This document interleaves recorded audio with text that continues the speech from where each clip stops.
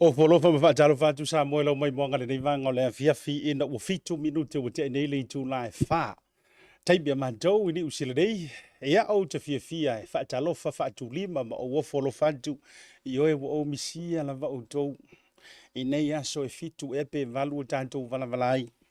Ta ilo foi lo misia o sia o tu olua wha aipo ipo pe tu tusa ma lo misia o tu Samoa. Le atu no pele, ua whaisi kou wha alave lave mai ui a foi o le whai manononga. Ia e le ma whai foi ia o na tu ua le sangisangi wha manua o lo tātou o tu no. Ia, yes, o le ua toi foi mai. Ia e tau tua o e Samoa le atu no pele le loto ma le anganga ma le wha moe moe. Au ko ke pole foi le unga na ili te to fitu. Ioi, tātou talia ia o mea umalava e tō mai le nei soi fuanga, o le aso ua le nei, o le aso ua, ioi. Pefe o mantou ni usi le nei, matua sa vili le nei aso. Ioi, ia ai so o a whaama mani noa. Ioi, e fo le aso e te ata ai, o le aso e te wha noa noa, e te tangi, ia, e te oli oli, ia wai eili si kanka i soi fuanga namali te mili le wai, eili tātai oli oli, e aka ala e malingiro i ma. O ala, tū langa fo i o loo iai, o ele nei taimi o le fiafi. Fia le tō o na sia tai toi foi mai e wha au le tau tua le programa le Blue TV ma le tau tai ai. Ma le manuia whaiva no tātou o tino. Sa ta i tunga ai, ia, i lea ma tā whanua, i lea si u whanua, ia, o le tafa o ke lope o le u tātou whailoa i o tātou militino. Iho.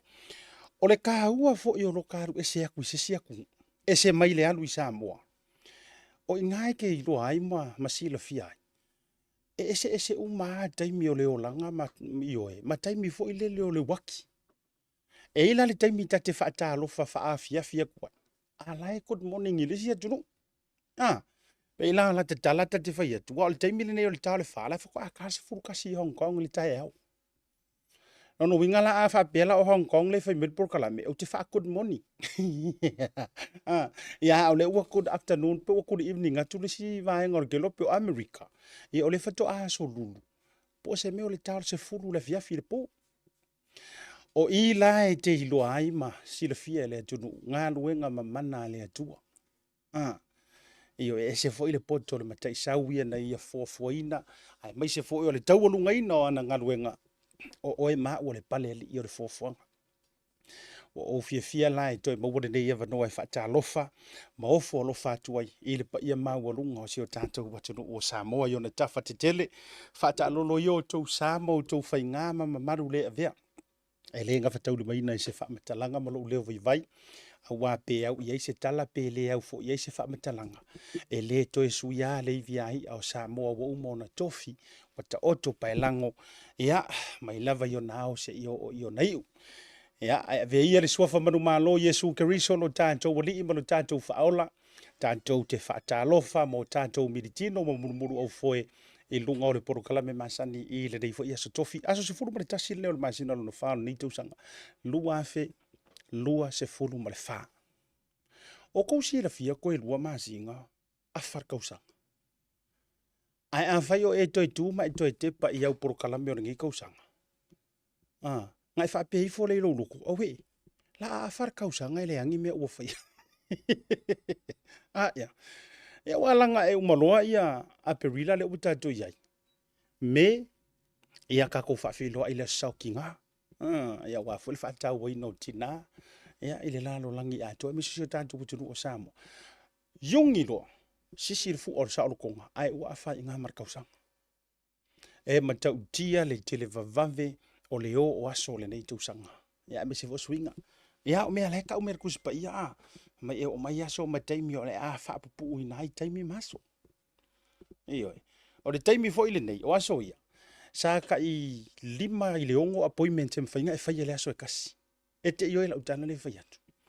Sa ta i wha ka i lima ka i ongo umare appointment, whaile appointment. Taimi le nei, kasi ia i le lua. Kasi ia i le lua whaupopo i markalangoa ma le a, ma le whainga papakio. Kasi ia i le lua anua ia ma le whaikara i le aso anko. E koe ke pā i le waki. Ua piki fo i whanau a o ngala tauia. E se le vawe o le tūlanga wa iai. Ia, o wholofa ma whaatalofa. Ia te auto uma. O le ale ke le sa ukala i la umalanga i Hong Kong. Le anga i upu e mansa ne mantou i Las Vegas o mai what happens in Vegas stays in Vegas. Oh. Vai de kalangoa, vai de kalangoa. Ai vai foi ai ne mea o te ta ua tu ia te o tona tupu i Hong Kong. I o tau malili e whaasainga. E whaasainga aku ia uko e le whaasa moina. No no winga. A le la lau whaasainga. Ia e te le mana malama fu i mea sa te tupu i o. Paule tala le tamalo sa va i e whaamatala haifa mai o mea sa te tupu o la se mamafa. Ele maka ugia fa merko inga e mamafa miangu. Ele faititia ia le nganga faaftetele i le tapo inga Samoa i le au taito fitu man Samoa. Iyo. Peo e malo, peo e faya inga. Au foi ne ingalo. Ele upo e masania, ele atunu ele sili le ta il tapo. Au foi ne ingalo ya tato. Ele fai ngofie le faatino ina foi nga iyo. Tūlanga ia i tau mwhai ngā alo mwhanau ai maise lava. Ore kau mwhai lea e se au foi le ua manu nua uma e na ave ia i le wha moe moe. O le au malosi. Ia au nei whanau foi e lea e whato pese second best. Ia leo se alofanga. Ia ai o tātou talia fo. Ia e toi o so foi le la e toi. Oe lea e kele ngā e malo ma e whai kala le i le kākou au. Kalo sia. Sa e la kapi. Iyo, e kalo sia. Ai sa pi i fo ingi ngai mukia i ausi peika. Iyo. Ai afa pea e umani soi fuanga e tele i la kapi. E le isisia se fu au sa moa ya. Ai fa pea ngā umare i kari kamiki mako unga isa kupaikia. Or kamiki sa fusu. Iyo.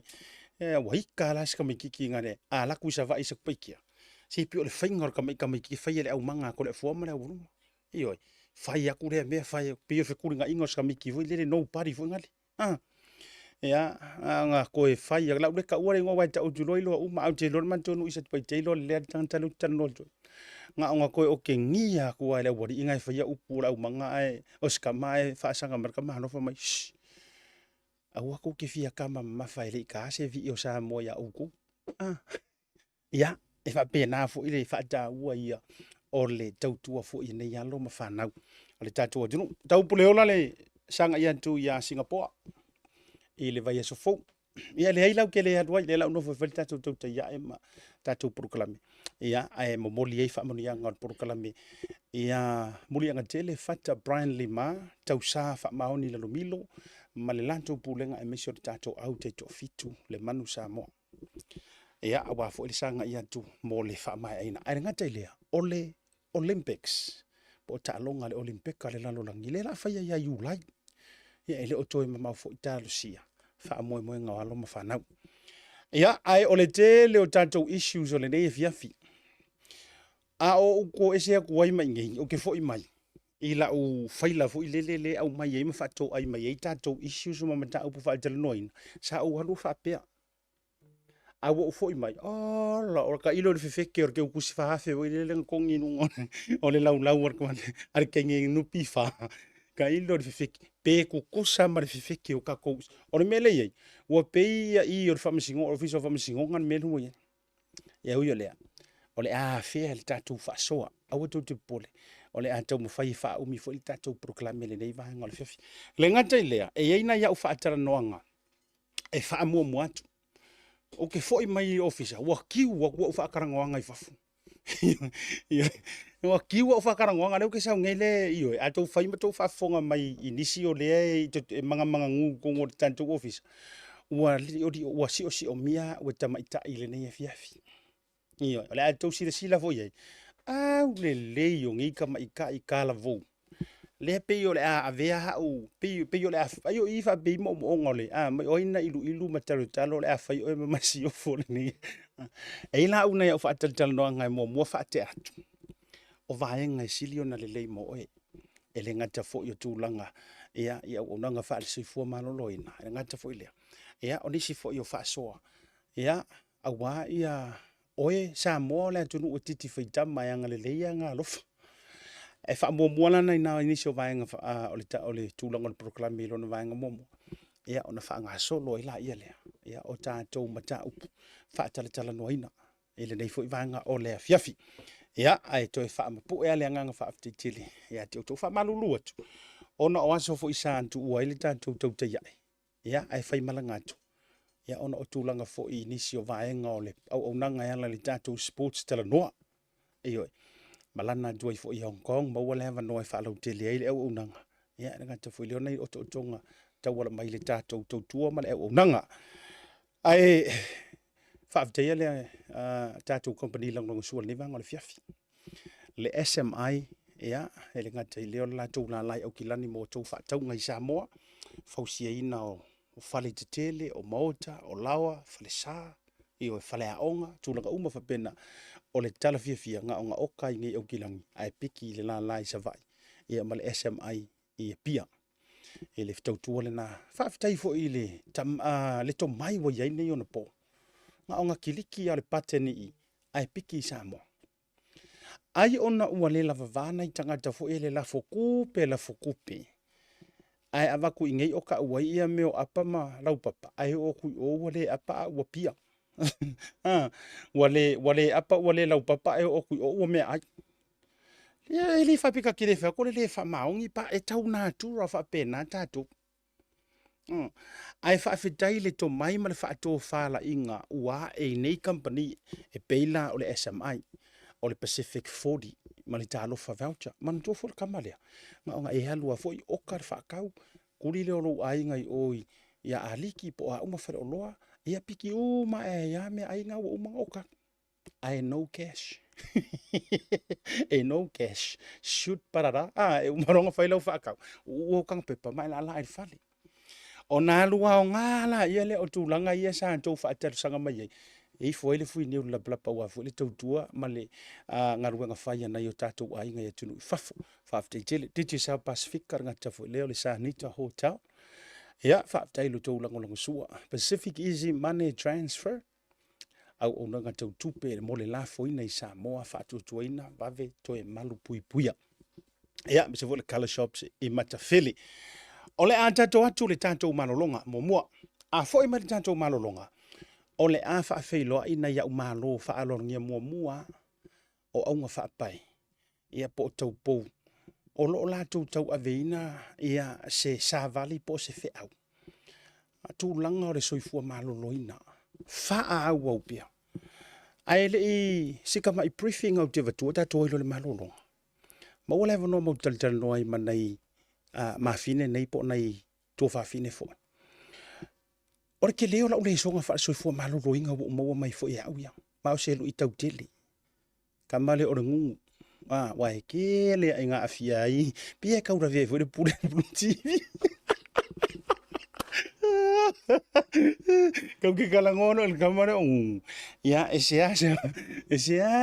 fo i kau alo fanga mai ia au sa mo kamare o le koko mawalunga iyo o le suka o le kanesa o le tinoputa o le maikaika ke lo o le foko ama manga ko i se por kala mengo faku mai ma u pega mo se fora a o me lo kau va pa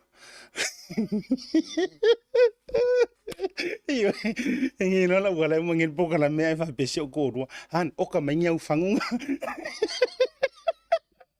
iyo la esele mele o le ikasao esere ele kamanga pe kau trika pe kau va pa pe kau snap pa kau wika ko aka e o ruana pe kau va pa por kau silo a le tele o nei va ngai ma o le fa la tele fo la sila va nga wo fai kala ko ire o mai ngai kau pouya e la marka mare kurimi oka a ko sila mai le si va yaso pe wa ese aku fo ringa mo ko kau le mai kau le por o po sa o le wa mala mo ia ina kuri ole antele isi tanto tela no e sale ai gala le fo ila va mai ko me le ai ku ai pisingis iyo ide uma fo de kala le fa pe mai asim fa yanga paro ya paro so le ya tato malolonga foi mai fa tela no un fa pai no le tanto proclame fa tela no mo Ngā le tautua le Pacific Easy le masina atoa Aperila mai e ono marmalo ai whailonga tupe whāse furuta e lua se lau tā la wa saunia mo ana pāngam. e lua se fulfailonga mo Samoa, lua se fulfailonga tupe mo i tātou i New Zealand nei, e se ina whailonga se fulu i vai aso te tasi. O lo whanga solo pele whapitoa na o le lima tala e te tongi e lafo i le tupe whaonga i le Pacific Easy Mobile App. O lo awano fo le direct transfer lafo i o tupe i le telefoni pe ati posi sa mai lau se leni i le tātou account ai inga whapitoa. Mana tua e mawhaiona te tongi au pili Samoa e whaonga i le tātou Easy Pay. Wala au mai lo le telefoni vili fua o Varselau o tasi o nono mo se la e lata atu i ati oe. Pea siasi o tātou ofise tolu i au kilani o Tara o tāhuhu ma le taulanga whaatau i mangele. Pacific Easy o la paanga mo tupe whamomori Samoa. Talofa Lava, Tasi Market is here at the Mangere Town Centre.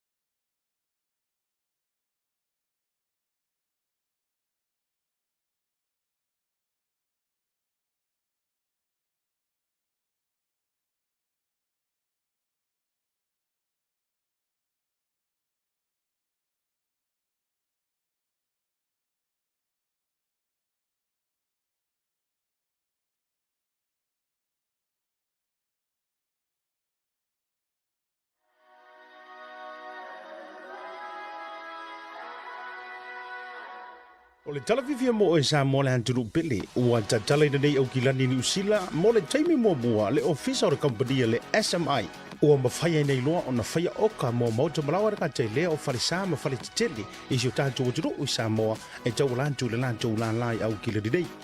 Mo le fausia i no whale, whaatotonga i no whale e te baua o malawa i le unanga a le SMI i Mangele.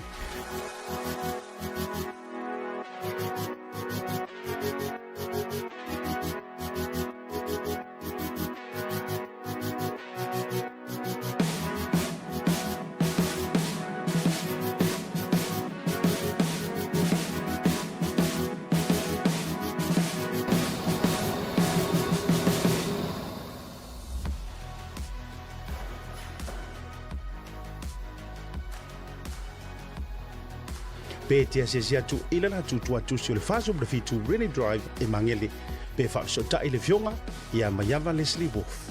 Telefoni o luatasi valulu o lima i fa. O luatasi valulu o lima i fa.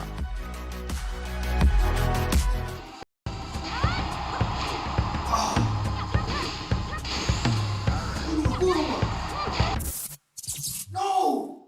Beio, uma que esposa. Salve, Marfia. Ai.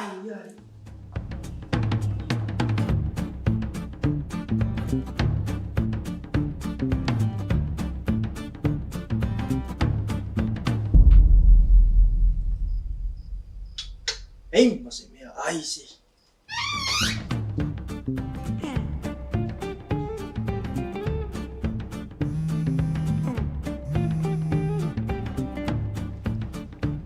Alô? Ango. Soli. Ora me ke manga o ruku ki ama ka proka la meri e ko viri mai. Olha isso como é. Se mas não tá falando chama le se tá bom. Ma pa wale or kai me ke ro hai ka umaya or ka manga or kai me va ko i top up por pau. Ala me o ke umar nga pau. Fe heri po inga ro ia pau. Ia o moli. Fa o mi singa me se fa ka singa me ia ko moli ko manga. E fa ro le mai o se o kari. Elingi me fa o va por me ro ko o va yung. Ioi, ale la top up ko la ki ro fai mai or me fai online e va ve ro fai. Le la ko pe ko munguri am kar po kala me. Ma alo ka u mai ka ko next to nga u fa pa wa uma ko mara ko maka mai. Fa o ngai la unga ngale al Pacific 40. Mal talo fa va. Wai lo. Ya boleh. Okay. Ia, lenga. Wai fa ro mai. Ia fa la ia la ngale la fai ku so maka mai show le fai la ko fa la u lo. Ia ma fa la ke le fai ngole unga ngal Pacific 40 mal la ku ka fa va. Six. Dai ro. Le Pacific 40 iso se tafa o Samoa o fa faingo fia nei nisi o nanga e pe o fa taunga pili o ka nga luenga manisi lava o loa mo Samoa asiasi nei loa le lato website mo fa nga inai le talofa voucher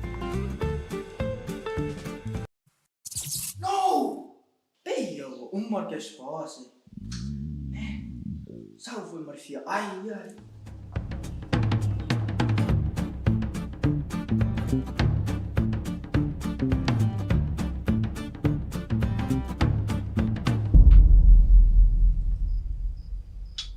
Ei, mas é minha. Ai, sim.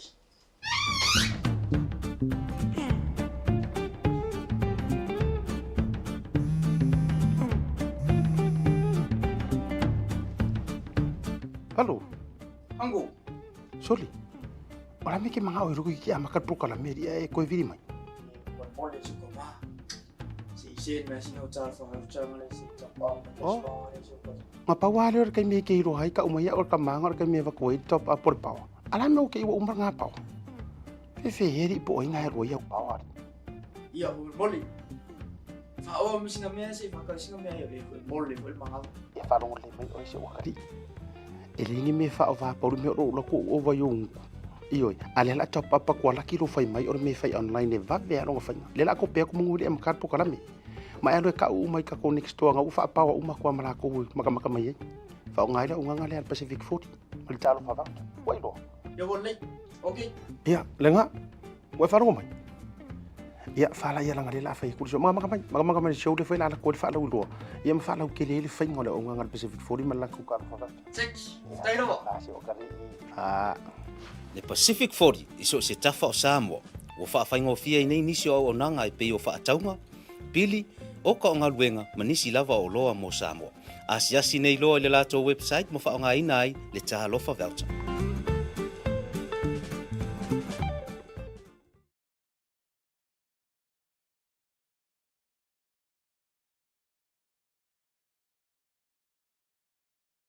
Whaongare tautua le Pacific East le masina atoa Aparila mai e ono marmalo ai whailonga tupe whaase furuta e lua se lautala o saunia mo ana paanga. E lua se furu whailonga mo Samoa, lua se furu fwoi whailonga tupe mo i tātou i New Zealand nei, e se ina whailonga se fulu i bai aso te tasi. Olo whanga solo pele whapitoa nao le lima tala de tongi e la fwoi le tupe whaonga i le Pacific East mobile app. Olo awano fwoi le direct transfer la fwoi o tupe i le telefoni pe ati posi sa mai lau se leni i le tātou account ai inga whapitoa. Mana tua e mawhaiona tongi au pili sa moa e whaonga i le tātou Easy Pay. Wala au mai lo le telefoni vili fua o Varsalau o tasi ono mo se la e lata la tātou i ati oe. Pea siasi o tātou ofise tolu i au kilani o Tara o tāhuhu ma le taulanga whaatau i mangele. Pacific Easy o la baanga mo tupe wha momori sa moa.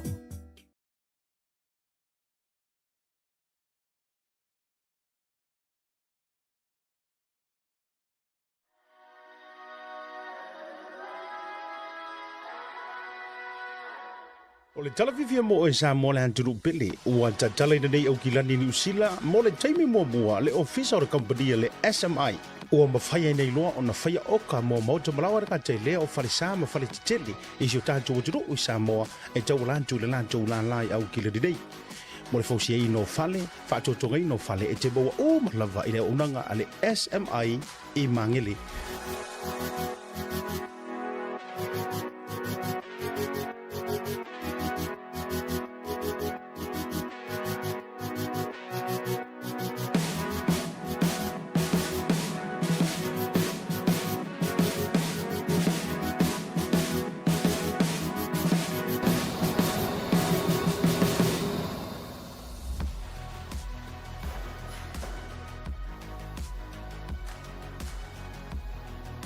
Pe te asesi atu ila na tutu atu si o le faso le fitu Rainy Drive e mangele pe faso ta ile fionga ia mayava Leslie Wolf. Telefoni o luatasi valulu o lima i fa. O luatasi valulu o lima i fa. Toi fatar fatu le tali mo e proklame malolonga masari le vanga le fiafi ina u afatonu na ritu la fa. Taimia matou New Zealand Day. Pero o fai atu, ai le yon manolonga, ai foi mai. Ia, fataro falea ia au nga whaapae lunga o le tātou proklame, wa sia foi le tau te iae, ma le Blue TV.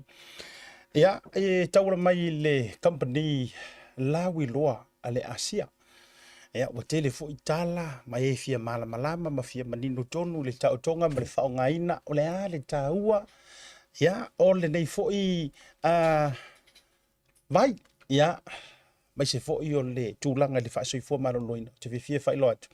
Le umatu whaatasi runga nei, ma le tina, ia por flitua ya lusi hakula ni mata mai sini Australia jalo longo lu isa mole sa ia fa la wiloina ia ma ofi tonu o le company le nei Clopolia le Asia o ia foi o se ta yo lo umia ia le tulanga maulunga ta o le Triple Diamond Ambassador po le o lo fai ma me pasa ia la walunga lava ia ta tolu Pasifika ma Samoa i le fa lo loina o le fa ta wai no le nei foi vai fa sui fo ma lo loina i lo tuanga vale ia o le fo mafuta mai ia le sui o au kila nei ia le fretua ya Anastasia Wolf ia o ia le pe ua a ve foi mato ainga o le nei vai i nei au kilani ia te loi telefoni ni so la to fa loina a te fia fa moni ngo mo le vano ia ma nei foi tau poulu ngore tato programe fa talo fa tu lo va se lua ia ma lon malanga manuia mai Australia osi no ngor programe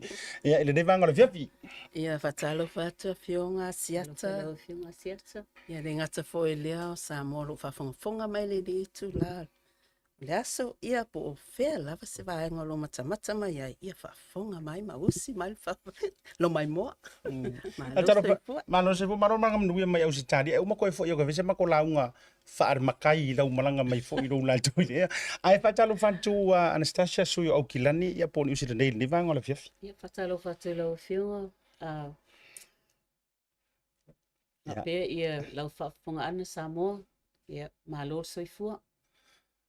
ke ve ku ngaro sa fa iro o ka fa ka ngalo ya o lo ngoa talu mai le io e lo lua a wati ro polifo o lua ia ai le tatu te tala no ai le fa ta o le vai le nei a o va ia ku io lua lau fonga fia ma le tulanga tala vo o lua lau fonga o ko ki kiro ile ku limi le ku mai o tafa ia se taimi tau ti toi fo ia pe le o le mano si anga le o le toi fa fo wina pe o le tana le tusi pa ia pi fa fo winga i ro ko le ya me se fo le vai le nei le asia la ta to o lo fa tal no ino nei vai ngau te fia feeling ia me se fo fonga mani no le malo te lo le jiro te lo fo le vai le nei ni usila ia ele o te fo fa no longo to tele e ko kile fo ilan to e fe ave ia ku kala le savili ma tulanga le lei o uma vai nga fa pena ai mani no al man te vai o lo te vesili ole amata maila o fa fsiri mo mua i lo songa fa tua lusi ole ma o ele urua isa mo ile tulanga ile vaile pena ofi te tonor company mi tulanga pena ole ale fa daua ai fa mani no en faina esa no mai le termina le amatanga mai na e urua to fo le vai ma fa ye sau filinga okay ole manga ye foi le me ole fa te tai ma manta ye ile sa ilinga no manuia nga te lo sui fo man loina Ia faftailawa asiata. Ia pe ona o mai nei. O le vai lea sa introduce mai ele palangi. Stene mai o e jili. Ia o ia lea. Mai elo fale o loa lo i kongo sini. Ia pe o ia le na o atu tono fale o loa mai ia fai loa ia te apo o noa ina. Le ngō le vai lea le asia. Ma sona o ngā. Ia le temi fai na. Sa iai fai mai tu. Ma e sa fia ngai fai maa o pio le suka. Time 2. La toa ni ai ngai ngusila fia ngai a mana mai. Ia peita ia ni ina o fa nga ina le vai le ma lua fe sul valu. Se ia o le lua fe los ful. O te le i fa aso es tangata. Ena o tangata lo si o manga sa matu fa nga ina le vai. Ma le taimina na o loa ai o se vai wa mawhai o na mo mali atu reverse ele le suka sa etea. Lea na leina o a mata lona o fa aso ina lo le vai i le lua fe losu matas. Leo ngana na ia tea.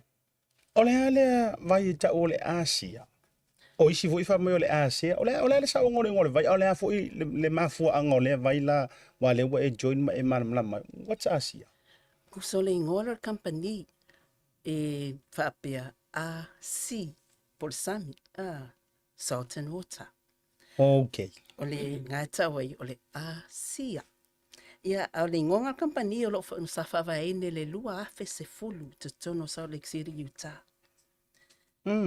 Ona mala tua tato asiata. O tato e fausiena tato le li. I saus. Ma o le vai fo ilia salt and water. 73% pe fisu tolu paseni. O le salt and water lo tono tato tino. O so suenga na o mato Wa o mai tutono nei po kalami. Wa to telu tangata o ave le fangu le I la to fo mai. Fai mai. A wa to inua le, fai mai la to fo mai, au to inua la ngai e tele masi ma le ngalo fat. Ai ta wa to Samoa, a tato so e fatas. Fai ko research, fai ma ko research. 73% salt and water. O lo itono tato tino. O le salt and water, la ke produce singa me tutonu le redox. Mai le vaenga o le sal e tau o le mitochondria. O le mitochondria e pe o se power plant house e stoa iai le redox lia. O le fasota inga po le cellular communications. Vaenga na. O pe o mea lea leina matou nau fa I loa tu Samoa po se a onga lea se fale a onga foi tatu te loa tonu ai sao se mo le tino tangata soifua. Oa, nga se taimi o sau ya I lau sunga Anastasia. Ang o te vai atu ile background male vai matati au sia ele sunga lu sila le ina tau e mi ini so fa city. Oa la fa mai. O lea ua proven pe ua fa mauti no ina fa ale soifua marolo ina. Ua kilia pe ua tafia esea. Ele vailea. Whaftaia malova noa. Manatua lelei. O tato uma fausia ele ali I saus. O le pongati po le aa o mai umatangata e maafua mai saus. O saus wa le maluluina. O saus wa matutua. O saus wa mamai. Vaenga na. Ata te tilo I tato H po le ale matua na te iai. O le matua fo inga o saus. Wa fa solo e na uma. Ia le vai le tau o le redox o lo o le tono kako saus. Lea lau tu lai me le Asia. O la tu fatu wina is a breakthrough technology. O la tu fatu wina se matatia. To fausia ina ai le vai o lo to tono saus. I fafo le fanga tu fatasia to ave to tono. E to momoli tono tatu saus. O na lo lata na uma le vai. It's a missing link. Pahinga na. Atato wo o tatou age noa iai fase fulu tausanga. Nga le 5% le malosi o le redox. Leo la tangata soifua lea. Fai mai laia, every tausanga uma, tausanga teitas, e to e sea le pasenetas. Luna winga o mai loa le taimi o 5% tausanga. O le ala le pasene na wa e tatou. Declining. Fase fulu pasene o le redox. Leo lo o la tatou.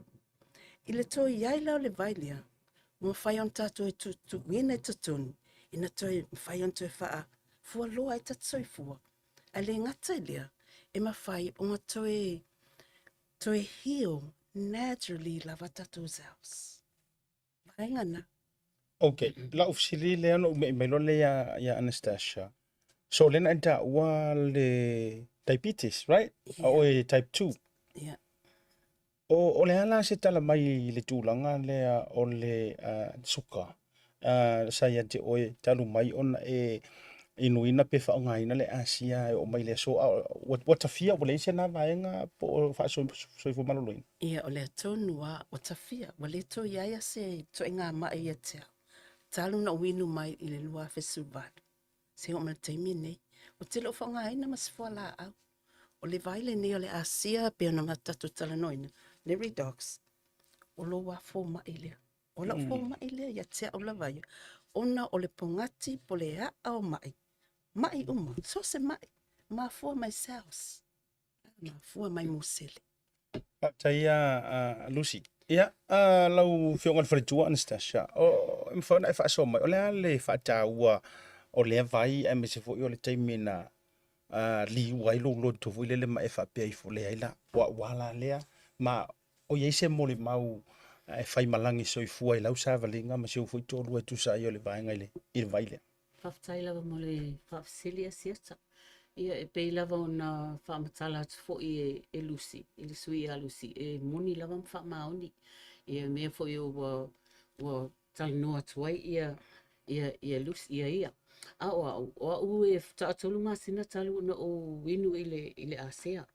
o au foi o sa tele vai sa winuina o remedy sa Samoa o le vai aniani o le vai tripolo o le tele o le mau vai ia ai pita iane o au na fa ma ia o ile mele o le ngungu ai misaila arthritis o ta fula umo lima fa pena fo ia o vai o le fa mai le ngungu ele mfai o savali ele mfai fo o koe ka moe peke ia ia o le mea la sai ai ia o kalangoa mai ia lusia o le vai ai pesa ale sa tale ango lava ia ai pita iane o mai fo ia mai ia o kapa ilo le asea ia o le asea o le mkau kia o le vai o ka le malusi o le lei o le vai ele ngaka i lo fa malusi ai lo kingo i kongo lo kangaka ai o me o ponga ivi so onga ponga ivi o ka le lei o le vai lea e o fo o pe o no so sisila mai e fai lau mati o ata. Ia e tele o taimi, ia e tangi ia lo mata fo inali.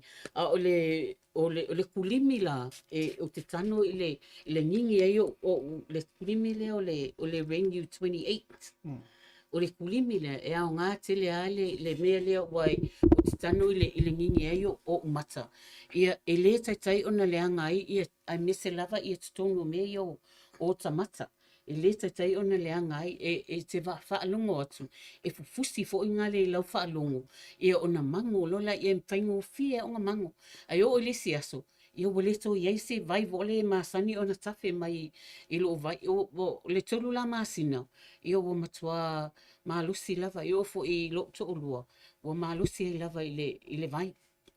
Ai o le si o le pau lava i lo titilo fo i le tu fa o le tupe tongi ai le vai ia sa titilo fo i le tu le o le tau le pusa i le masina ia ai fa pe ia fai atu i lo to olua ia o le mane ia o le vai le fai o le wa tama le lusi ai ia o le mest fo i le i lo ta o so i fu mo ta ola investi i lo wola ia fa pe na ina e so i fu ia fa pe na ma futa i ma fa na ia ai mesti ai ia o la taitsa whaasoa atu na. Ta ola le vahenga na ta ua ini so fa te inga te pe o le ngungu.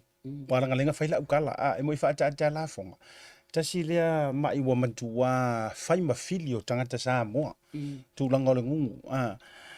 O ha mai la tu langa ia te oil fa tua. O to tupu nei mea. O le toi tupu. O le taimina amata mai ai na tupu. Sa ingu fala au fo inga ile e tele o tangata Samoa e o ile fo mai. O mai ila i o le fo o le fa malulu atu o le mai loale. Ai e ile fo ala au e fa inga Samoa e te mwhaina e to savali. Ia o fala au mana sa ta inu ai mai. Se mo ofisiri le pule. O la lingua fo ala au. O le ngungu e fufula. O le so onga o ponga iwi e mafua ai ona o mea ai o mea tau sami o lea tau te tau mawhai ma mato ai o le ala lea o le mea lea o le nunu ia o lea fo ila e so onga o ponga iwi ma fufula i le tino fuala aula ia pe ona o tāua fuala auna e whaonga e ave ese e le fula mai le lei e so onga o talu nei ona whaonga ina le Asia e le ito tupu lava na me o le taimi nei na o le exercise lava mo le la wa le gym. Mana ia o toe whaonga la whala au nei mai le taimi a mataina e whakikainga rau ka ika relay whala au ngungu, relay whala au koko mawalunga, o suka, me umu whapena. Ai a makalonga ingu le Asia. E whamatai toe whaonga e whaau peona inu whala au nei matura whapena. Pem whaiona Ila wa u whaasoa. A mataloa. E iai ale taimi e te whaalongo toai peila o au. Sa o wingu. Wa tolu masina i lo toi inua whala au. Ona o lewa u loa. Wa o ngale vai i atea. Wa o savali. O au te pisi tele i mea whaale a inga. Whaale lotu. Whapena. Ia ole taimi ne. Wale toi iseme. Wale toi inua fwese whala au. Ia. Ai se isau noa mai tea ia sa noa Lucy e se vaenga te fia whapopo ai lau whawsili lea ia whaftai ama loa wanoa e ei waloaru nei le whātau sanga tarun matu whailoa le vai O tangata o mana whaamaoni mai e inu le vai ma le lua a whelua tasi. Se i o ma le teimi nei, mai mai sa whea ngai ai, o te tumaununga, mai o masa mawai tina nei. O le teimi nei, whamai lātou, fitu whala au sa amata na inu ai, i fwoi lea o mamai, talo na inu le vai se o ma le teimi nei, wa le ai o man whala au. O se mitimitanga whainai a uma o fia fia, o malo lusi tangata, wa le ai whala au a matanto e se e a fo mai ala tau whala au. Lucy. Ja, so noa. O le isi sa te fi whaasoa atu, ono o le vai, e whapetangata e use quick fix. Ei. E titilo e inu lo le Whapeka si rore whangu maro si roa. Ioe. E sai ai le fo le ainga sa ta avea i le whanu lea. Ia o le tamau le ainga sa o le mawhai o na tui lunga sa vali o le ngungu arthritis o mea unga. Beta i ane, na ave i le vai le aso toa nai. Ai matala nua ma le tinao le ainga ana nafi. Ia ua whai mai le tinao lai, ua maalosi, ua le eto i se tinao le tino. Ua le se pain. Ai pau lava le mea sa fesili mai le tina. Whawhawhia e le itu i lunga. Ia ua whapela ia. Le whato atolu aso talu na inu le vai. O le ua le se pain. Ua le se tinga o tino sai ai. O le whaalawe lawe. Ai whamai le popole. E le itu. O whai atu lo isi tina wa ai. O le vai lea. E le se quick fix. E molo sila fia. E le koroa i pukuro i lunga savati. Molo sila fia. E inu le vai. Ma whailo nganu wenga. E te tano e fofo. E te exercise. Mantua vo i o le whamai a ia le tala. O le whaatuatua. E ala whaatasi nganu wenga. Ia lea la. So e le ka wala lo wingu ka vale ia le moenga i le so antoa mai fai Facebook. E mo mielo ono ti tau savati vali. Savali, exercise. Ma lesi mea, tāua. O lo tau sami mea ai tāua e au ngai lo soifua. O le o kofo aku ngei le vai. Le o to foi le sina mai mo mele maru lo tiro le tunu. O la o kala mo ia. E pe se testo se sua sami mai. Ingredients le fai le vai lea. Me tu no le vai le nei en fai tau fa so ai lo sunga tama ita isini o le Asia. Ia, whaftai mo lo wanoa. Vaenga mua. Ia, o ingredients nei a sodium chloride. O lo whaonga ai ne fo mai. I lato IV. Si vaenga na. O risi whamai e manongi vai la au. Al mafo anga na sodium chloride, pristine salt, ia na liliu lo la ia, saline solution. Saline solution nia, lo fatasia ai ma elements. O a elementi o lo whaonga ai ne tonal science. Mo le vailia o lo package science. O ke sene, e mana o mia tātou, malawale o ke sene tātou te mana waina. Manawa wha maa losi ai, tātou manawa. O vaenga na o le naikor sene. O le hydrogen. O nei vaenga o elementi, stabilize whaatasi uma. Lea la whanau mai le redox. O le redox e sau mai upu e lua, vaenga le science. Redox, reductants, ia whaatasi e ma le oxidatives. O vaenga o manei o ngā luenga vaenga i scientist. Au tātou, it's taun tātou su e ma research. O a vaenga nei, o le positive ma le negative. E pe lawa tata avale e yailo na maa, positive, negative. Whape nā fo le tino tangata soifua. A tata su e ai, a tonu. Tō telo tātou e manatu o se vai fōu. E le o se vai fōu. O le vai o lo o ola i tō tono tātou cells. It's native to our bodies. Maro whaptai. Te rope te lua whapsiti. Ona watula le manoa e sau noa ono le tātou taimi. Po whema waile vailea. Ma se voni so tātou whaalau i loa. To lau lava, ole vaenga leu ki kau kurikulia. Wha le soifua maro loin. Awa aka ko wongi whala au olo au mai. E se whala au ore koko mōrunga, e se whala au ore suka, e se whala au ore kāngesa, e se whala au ore whaku, e se whala au peye e design lava. E ila tau ia ilo lantou to mai whaale. Soifua maro loina. Le whala au e whekau i kokongu makala whiaunga malea ngase. ai pe o la ka va ia kula se upa fengo fi pe ka male all in one o ia iso na proven fa sui fu man lo ina one fa lo tele fa fo ma wala tu o ia iso na fa mauti no hina fa sui fu ma lo ina matali ina tato ia to inga health system le aka ko si la mauskalia e o te lo America le sa wele en fa so le vanga le Ia, whawhitaia mo lava noa. O le vai nei, wa tosu lima tunu o laulangi wa o e le vai ale Asia. Ai le ialu ese le vai mai tono Amerika, wa umana le stala whaatu la whanoina, FDA, wa uman FDA regulated. Ai le ngata fo le o le TGA, wa tato o nge Australia ma New Zealand. Vaenga na o wha mauti noa, ma le toi wha manianga o na vaenga. Wa o ngai le telo Tamaiti University, to tono o Otago University, wa ye le vai le redox. Wa whai research ai wa o ngai Tamaiti. Ale ngata fo ile ya mātou Australia, le Western Sydney University. Ua sala lau le redox I to tono, e whai e ya o ngai Tamaiti.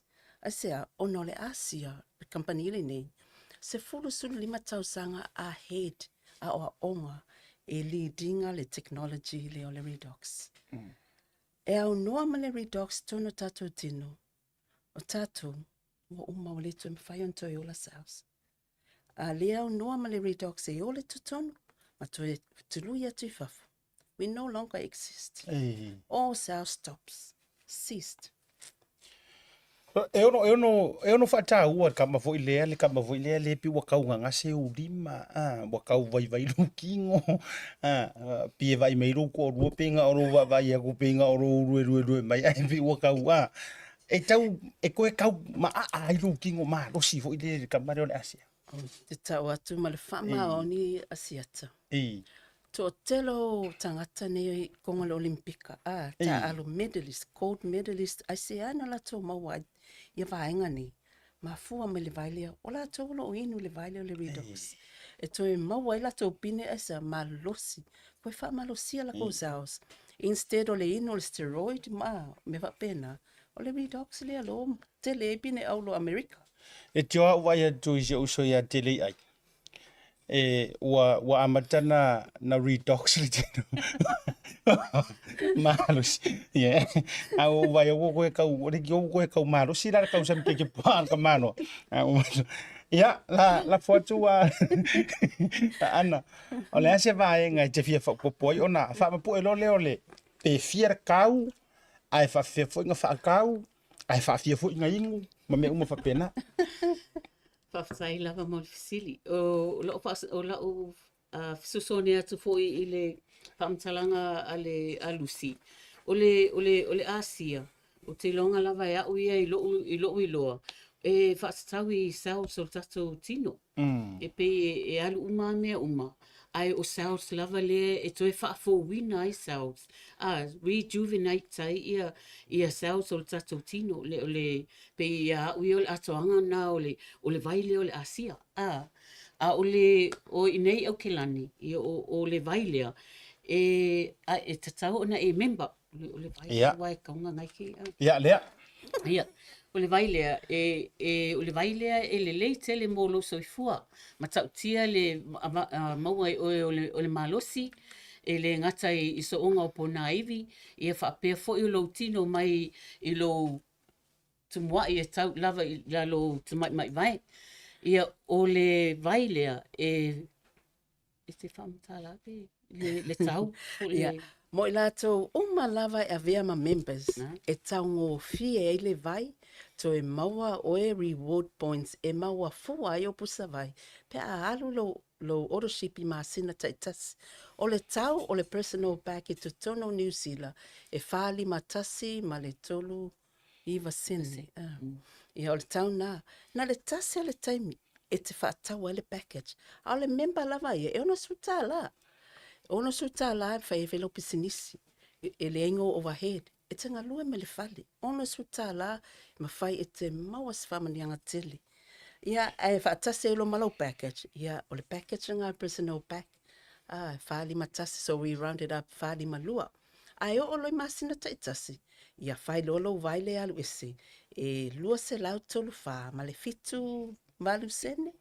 Ia ona o le tau ni New Zealand ile o lo tele au ia le tau na lua tolu fa ma le fitu valu sene. O ala mea uma saure ili se leni le pea e fia fangu o le antulanga e maua mai. Faftai ama le fesiri o le personal bag e sa wele pusa vai e fa na fangu fa pea. Ia e sau i mauna kolimi. Ia o kolimi ia la o le menu 28 le e lua. Ia matama e samples e ono. O le package mola na le e fase lau. 5 lua tala. E tasi ala le taime te tongi e fase lau lima tasi le. Por fase lau lima lua lea. Tasi lava. Tasi lava le time. Ia na alu lole i olo o dai masina ta tasi. E lua tolu fa, just round it up, lua tolu 5. Ole inuina la ole Asia. E faa wau pea. E ise kai mea roru na wingu wa e iloa wa mamosi o fōringa wa kilia o mai kumau ma mai kanga o uma ngase se ia e decided ro okay ka firo i. E mwhairi na vaenga po lea se fautuanga faa sui fo maralo ina mwhana mai o lua o wharitua le vaenga lea. Ia, o se fautuanga lava i lo happen temi nei. Tangata umana inu mai lua tasi, lua, ai o lua tolu, fa mai taha fila o vai, o lua maalosi. O le tūlanga e o ai, e toi fo ia tu lava mai, pe o mai e sa whiangai malato, ai sea, na o fasa solo matutua wale lava le redox le tutono le tino. So le ngaluenga la tato, toi fafanga o saos, ina ia maua pea fatu mawina lo maalosi. Ai ngā tilo ino o le whanau la iti. O la lawa e le lei ia lato cells. Like for example, e se lau paseni. Ai peo i tātou le ua matutua. Wa whaasolo vo ila le ina o ila lo le pasengi o cells. Lea lai mafua ai o na maua tātou i mai. Ia o le mea lai tauna whai, o le tātou to anga e inu le asea. Ia peiwe ona o whātu i le si taimi o sola. I le se quick fix. A whai lawa e te fia investi i lo soifua, ina ia maua le mafutanga leia oi ma lau whanau o lo tō lua ma tau ainga. O lea lava le tali, e fo in wha mai, o au lava lea. O lai. Ma lo whakta. Lea si rofa kuanga moa. O se me kaunga o ingua i le whangu lea, kaunga o lea se rua sirisira mai e kia u e mo mia e u lea sea. E tusa lava pena tala vō mai au nei mai lali. Ai e te tau lava na e inu foi oi vai. Ua toli ale moto toli matua so staimi. Ke longa kurimi le. E amata mo moelo wau. E wha solo ia pete una o lo soifua lea o la e titiro lava ia so uma. A filea o nā lo fatuai lo tō e o la kura pa pero o kangi ma pusa se fa. Ia o fe ma waile. O no tatu taimi ia o le foi isi tatu fa tanonga o fe ma wai o ai fa so tai ia fa mo. Ana o la lo telefoni. O inei au kilani o te loa wa te lewa i tangata o lea wa o whaiele Asia. Ia ai o leo o te awanoa. O le fōwe i eila o telefoni lunga le ia e mwhai o na wala au mai e te au. Ia na whaatatana noa ai lea, pe o le ale me te whinangalo ai, pe te whinangalo e na o le inu, pe te whinangalo e te o atu i le tūlanga o le maua i o lau se leni, ma ave ai oe o lo oe a pule i le whaatau, i le whaasoa ina o le Asea.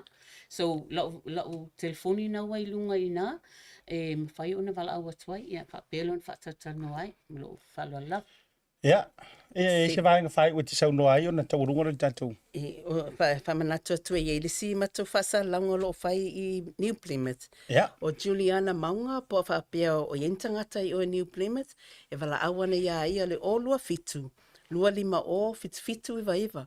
To o te lea memba se wai nei, a whai te silafia te lei ai, malana waenga to filau, wala au fo i la tau. Po na tinai o matamafutai fo i. Po o ai lava o lo whai ala Asia. O e mai e memba i tangata na. Awa tatu whaatau o mai le Asia i lunga online. O lo tele black market, o lo lato kopi ina le vai. Ai leo ni vai sao, ai goes through i members. I o le ala na. Okay. Ike ua ka mga ngavalo lo fa pe le Asia le mai online ai le ro o vai sa misa o mai sa ka ua le. O le mea anga o ka ingu ai uma enga vai mo ko ke vai me ua fula. Awana ngalo ia tato wa numero na tu na jurunga fa so ta ia le fritoya Anastasia. Ia pe ai mo mia singa vai o le tele ofisiti mai ke fong. Iyo, au fu fa ke kala ile o kase me. Iyo, ma to tiro tato ngole. A e lo ai o ia ona wa malosi awal pole staff ne la sa. Ai o le mai roa ko momo e sa wa ia wa suit ka wol maku wa se wa no tapo al demire nei ia o ka lo pet fa so mai nei fa tu nei tatu mara longa a foi mai ia fa felo isi o malo ngon tatu program Talofa lava. Tasi Market is here at the Mangere Town Centre.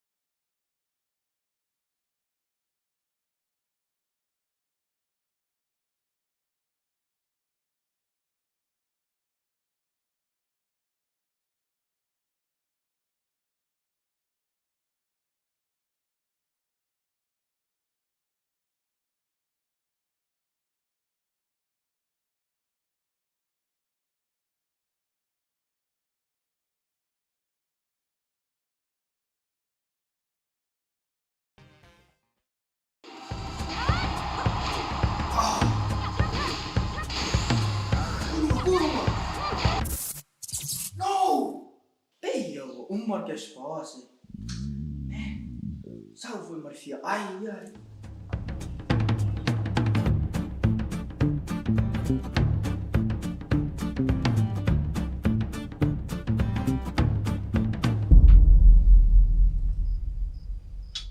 Ei, mas é minha. Ai, sim.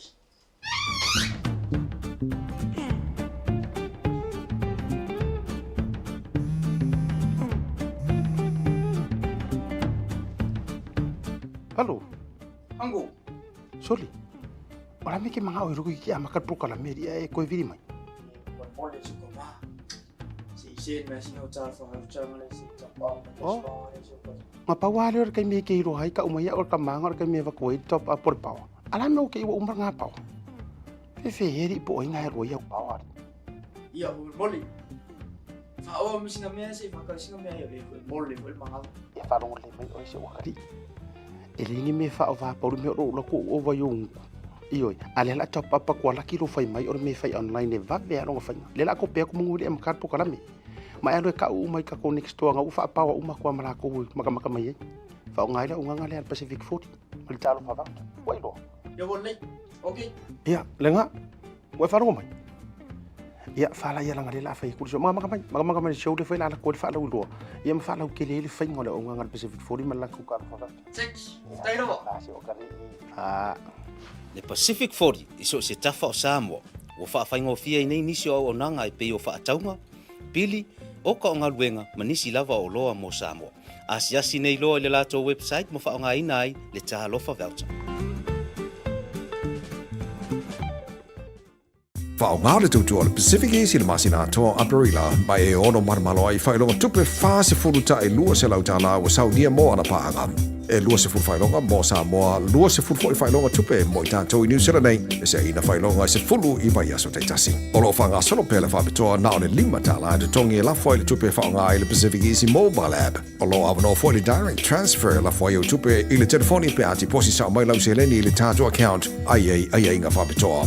Mana tua e ma whaona tongi au pili Samoa e whaonga i le tātou Easy Pay. Wala au mai lo le telefoni i vili fua o varselau o tasi onono mo se la la lata la tātou i join pe asiasi o tātou ofise tolu i au kilani o Tara o tāhuhu ma le taulanga whaatau i mangele Pacific Easy o la paanga mo tupe whamomori Samoa.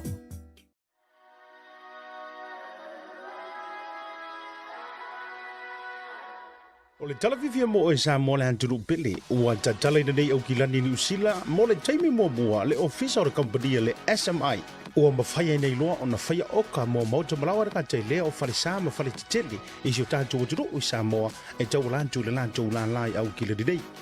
Mo le fausia i no whale, whaatotonga i no whale e te baua o malawa i le unanga a le SMI i Mangele.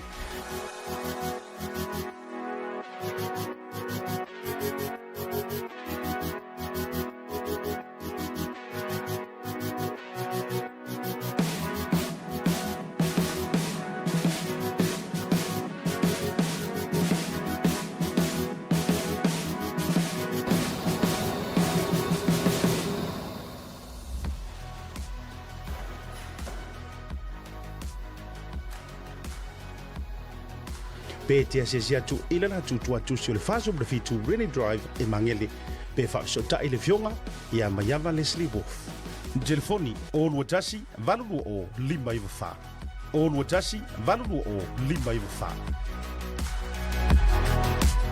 te bora watile ua te ale July 5 ele tautua fa wa le Blue TV me se ole toe por fo i mai ole tatou program ole tau ia mai tatou malolonga ono nisi fo i fainga malanga sa venga ia peno fa yetu ia so ole fau ngai au fa silanga lava sa tau ia wale vona tari atu se ito fo i mai le tama fa sala lau ma le tatou program nei ia ona fa ilo le fongatia wa fo ia nisi o fuafuanga o lo ma nei nisi fo i maftanga me se fo business fa lau lo ma tu fo ole ma fainga se fa lau lo business ai le fa ia fua e te so tai mai lava ia ai fo ia tatou tulanga wa fa lau i loina ma tatou fa sa lau fa silanga fa business e te so tai mai lava li tatou officer ia por messenger Blue TV ia ona fa ilo atu fo ila ia le ai o te fia fa ilo atu ia o le o matou mafuta fo i male mafutanga mamalu atama matene tuai ia ole ha onga fo i wa pele le loto wa leva ona mo watu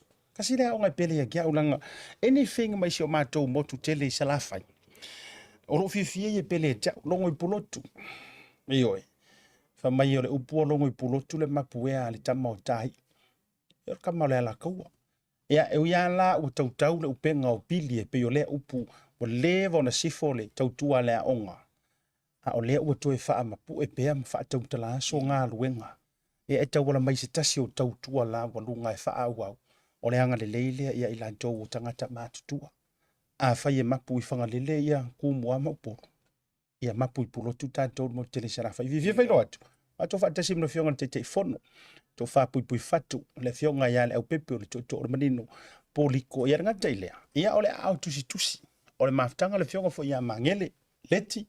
Ia le afa ia ele ngata ile ole mandou te mafuta le office nei ia ona ole uti o le tanto wa no ile lau nei ma le fionga ile teu o loa ia ale mafutanga fo ia mapu i pulotu nei ni usile nei po au gilani ia le tamaita ia sita ai mal fo ia ele fa ngona fiafi ia mele fatalo fo mo fo fatu lo vero te telefono ia me se fo le autistus wala me fo isa fo kula fai kulo wa te fiafi le tau ba to ai wa fai si va se unga wa so ta tele te filo ta ru meli tu or mano le fionga aki e ko ya mata ilinga ya fa filo ya tu nei te mi runga pokalam Ia.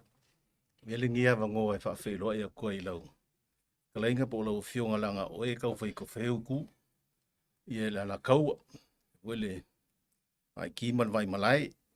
Ia o mamalua fa le tunu. Ia o ke mangako le ka kia. Sau se kaimi mako o ki ai. Ia langa o le ai. Fikalai msa ngo fo ia siak. Ia mangun kaimi langa le fa nga solo mai le vai nga ku or kaimi nga. Sa mai moi ko ngi kalonga. Ia mo fo ngi ava ngoi fa kalo fa ko le pa ia le fa nga luenga lo mai mo mai. So se kafole ngi lo na lang. Samoa, New Zealand, Amerika, Australia, po fela van me e mai mo mai ai mai.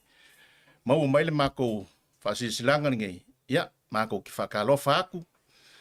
Ile le fu maia po le fio mai wa ese ka ku kai malia la mako ia ngi au kilangi ngi e fa laulo aku ka ko fa mo ia so se kai mi o mako ko lo le fa mo pe o mako o mai le kio ngi ia fa ka fa ku nga anguia le kapo inga male na ku kapo mai sa mo ia malo fa te sa futu la fai pro fio le te fono ia me se foi o le fio nga ya mangele ia o tapa autosi le au anai ia o le tua o no to o vea o le tua o fui fatu ia ma tu foi le fio le na iva ia ai ngol mali to ia me se foi o le pa ia ya salva las malu ya sa sulu o mai ia la fio ko mangele me se foi o to toi no le tu no wa telefoi ti ute me se foi o vala awina o fe ngai jonu au kilani nei ia vai anele ka fonga nga sa mo le tato le no kusa pele lo famere nga le tua ia lo fo o folo fat foi i a Samoa to rombo meni fa salanga ia me se foi lo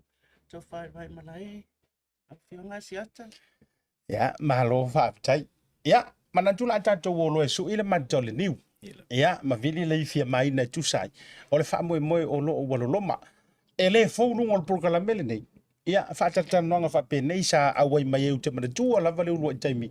Ia sa si mai wharasinga tau le fionga ia pātere mo sese. Ia malona au waa fo. E tau tangi I lima I le atunu. Ia lea fufuanga o le nei fo I wha moe moe. O le la tau matau watu o tu lai manisi o vaenga. Ia au le lava ia le wha moe moe to e tau mo whaina ia so o ai le whau mo wha mai ani so ngā ruenga. La fo tu lava noi lau fionga te fono po lau wha tanga sa fotu la whai. Ia me whai ona wha manusina le vaenga. Ia, whamalo whaptai a siat, ngā kufui o lea ua e sa ngō fwoi pef kalai fwoi fi whailo, le whamoe moe pe o ngā mākou sa walwali mai male, yonga ia mangele whape fwoi suira lau ngei. Ia, sa mō malau sila mai mō mai, o le mafukanga nge ia mapu I pulotu, le kako wa onga o longo I pulotu, sa whaasua whai I kausanga o kele au, whangai oi mai le kako wa onga, o le makua o sa ufa makalanga o ke fia waku. O ke mankua le ko inga o kākinga le pio, a soifua kākinga le pio. O lona fina ngāno lava lea o savai, kongo le kā le sia. O ia fo inga ia whaasua whainga longo I pulotu, ia longo I pulotu. Ia o ku mai fo I lea I le tulanga fo ia o tulai mai le fionga le toto li ia ko filau. O le saunguanga ko filau. O le mele lei kumua. E whapenga fo I salafai. Le paia le au mai mua le neia fia pingi I au kou whaikau mo kou mai kau whapea. O le ale me o kau kalai whapea pui pui whatu. Ia mo loko sila fia o mako o mai masa valvali mai ma ngele. Whailoa I fua I ma le fionga li pule ngei o le kaku le kio. Ia o mako fia whailoa aku le mako wha moe moe. O le kaku wha moe moe mo savai. Ia pe o ngau kou sila fia. Ma pui pulotu. Ia le ngofuanga ua ka penga mo ka mama ki ngā makua. Ua ke lele ngā luenga ua umanga whai, ke le mea le lei ua maea. Ai o le wha moe moe, o loo mga o mia lava le seleng. O le upu mongi, e ko ke le mākua o loo fio mā lala I mapu I whangalele, e mai le moku ke le I sa la whai. O le wha moe moe o māku I ai, māku ke ngā lulue, mo le wha moe moe, inga ia koe avaku, ka māma ki ngā māku kua o sa la whai o loo I kumua, e mwhai lava o ngā kausi I sa vai. Le ala o mako sa vali mai ai ma le fionga ia mangele fa pe foi le kua finga ia sister mako ke oloa. Ia ua le lava mai le fionga ia pakele mosese o le kamanga o le fa moe moe ma le kama fo nga o ngei so sayek a le mako kalo. Ia sa se kaimio mako fa so so ia nga le nga mongi nga on ko fi fa le leia ma me kele o lo fi fai o le kako ngo fuanga le mo kele sa la fai. Ia asiaka po ofika wir kali ma fsil. Ma lo whaamtai tele lava o te lo o matua se lau pasene. Ole, vanga whaata ua I lau saunoanga nei a pui whatupo o lo whaututanga sa whatu la whai. Ole koe a mai o ngai o kaku kanka māku kua o lo I tumua. Ina ia tausi lava. Nao, e leo se kaumu whai e whae ese ia kumua ma sa vai. Ai whaalata lata ma whaafai ngofie le ngā ruenga tausi. A whanau ma a inga o lo o fo ile mo tele. Walanga o te whatu le upumoni. Ele whai ngofie le usu mai le vao ia pia. Ko o isi la ainga fe lolo pe la ko mo ainga ke mo ai mai ngo fo a o uso kuna le ko kuri mai ia enjoy fo ia sana fa ele o to e fa ngo fie nei vai ta ai fa fitai le fa to fa la inga wai le o ma fa ia na fa usia lava ia ia la ile tau wa ma ma le tangi idima ia se no fuanga fa pe nei le mo te se la fa mai sia ia fa sa le anga walanga o le to inga le ia ole mo tu mua e ko ai ku lava fa sa le anga o le to ainga mo fo ina o sala fai ia ele nga to lo tu langa ia ai pe ua ave malo mu o le to ainga o tanto sala fai ia ole ala fa mo le lo manei fa na sa no ia lo fionga le au tusi ia po diso vai ngam fa na fa I loa po o afeta pinanga o le ale ia so fa mo fa mo le Tailanga mo matua noa siata. Ia o matua fa mo lo rumana I nei o le mato posiva. Fairela so luose fulu a pelila po le astona I le vai aso asau. Fairele e se taimi ona tu atu le lungo tato tu atu si o la fairele tu la fale sa moa po le kala po le ale oreta le I tu la se fulu le tai au le astona I. Na so luose fulu le a pelila. Alo fa alo lava. ia tu fo le tato fa lo le fa mo le lunga a misa o le o tau sisi le posta le wa vatu lunga le tato por kalame i le no fuanga le fa tau no wai le fa moe sa ili nga se leni mo le toe fa le leia fai wa vela por nation tanto watai na tu ina fa mo bol e le fo sili sila mai le tu no i va nga ia o ma fai ona tapena ina mo ioi ia e me se la ona inisia va nga toe fia fa le leia o le ale fa ta ua lau fionga le te fono o se leni te le po se ma au le tunu le ko se mai au tau talatu o vai nga ia le wata oto mai ai le tato wan se linga se leni momua fa te le mamalo le tunu au le halo na fa tau au hafu ina vai nga o le to mo mi ai lava ia le ma au le mamalo te le tunu fa mon mole ia fa tai asia a kongu foi po le ua mai moa e sa mo ele ia ka pe onga fa lau lo aku o le kaliaku pe onga fikalai asia kam sa ngofo o ngā luenga o Samoa o lo kele me o lo fifai o le kele o poku o umanga ka penga le pe onga ko sila ku yai a o le me o lo manga o mia e kele le kupe fifa nga mo isi lava poku kai pe o ngofoanga e ngofo ai ia fomai o ngaka kausimai ia ele ngaka fo ileo o vaenga umai fa nga yo yai ia me o kau mafkanga lo makua mko inga po ka mafo imakinga ia malesi me fia kilo ia e mga o mia lava se lengi mo le ngofuanga o ka mai ka isa o le afa mo ia le afa mo o le kulanga o lo ia ele se kupela kiki o lo mako manga o ia le mako kalo kuai e mga o mia lava lau ko swang o le ngaluenga le wo ko kilo wa kele nga aka mai ka ko ngaluenga wa kele aku ngaluenga o mga fai ngai lo singa me o lo mga o ia a le mako kalo ia alofa mai o le ale me ko ke ma au ia ma ko ke kalia lava le nganga fia ma le loko maulalo afkai sak ma lo fa aftai ia o no le tulanga fo ilungo le tanto por kalame ia ai manatu fa aftai o le woto sila mai sa mo ia o le avanole ne tu ina nju ro va se lua ia e se vai nga fai o ma se vai nga ma fai ona tau sau no ia fa no manu fo ile ntu wala nga o sa mor ki fai kama se pe fa mai fai tau se tatu tapo inga mai kalesia ai kasia le vai nga ko ke konge ki o mai o le lofa ioi na nga tele au tanga tai au le la au e uia nga esele siloku ai nga fofo uma mai ia ka koliko a fofo uma mai ia ile fa kasa nga fofo uma mai me kisi wa uma ni se kalesia io i foi la e to tu hal tanga tam to mana tu fa sino ma ai mai se foi o se au nga tele foi o le kalesia Katoliko sa tapu e ai le tele o soifuanga ia la foi tule avano fai ule nei lau to fa sa fo tu la fai angele fi fai sa ko ia fa kai siak o avangua fa pengei ele au moa mo foi nga amele mako fa kai le fiona asiaka o ngor ngi foi fa moi ai o kalo aku le nganga ma o lalo le paia o Samoa ku mua mapule ku au malaka wa ainga kai ma le va o fonki ya fai wo fa lu peinga o mamalu ia ngo ko sila fielea o manga o mia le mafukanga mapu polutu loko lima foa ole molo ko sila fia ole mako mafukanga ile ko keling kangaka ioi ai ongai kama ika kenge o ko fa finge po mako ko fa finge ia ole ku malo silinge fa moi fia la lo ia ko fa o isa e o inga i longo i puloku polo e ngofo mai maka mai mai kilo mai aka mai ia ole mako kakalo ia alofa mai le kako fa moi o le kako fa moi ngei le wa fia ngai makua fa finge ma ngei ma fionga ia ma me mangisi o le lava mai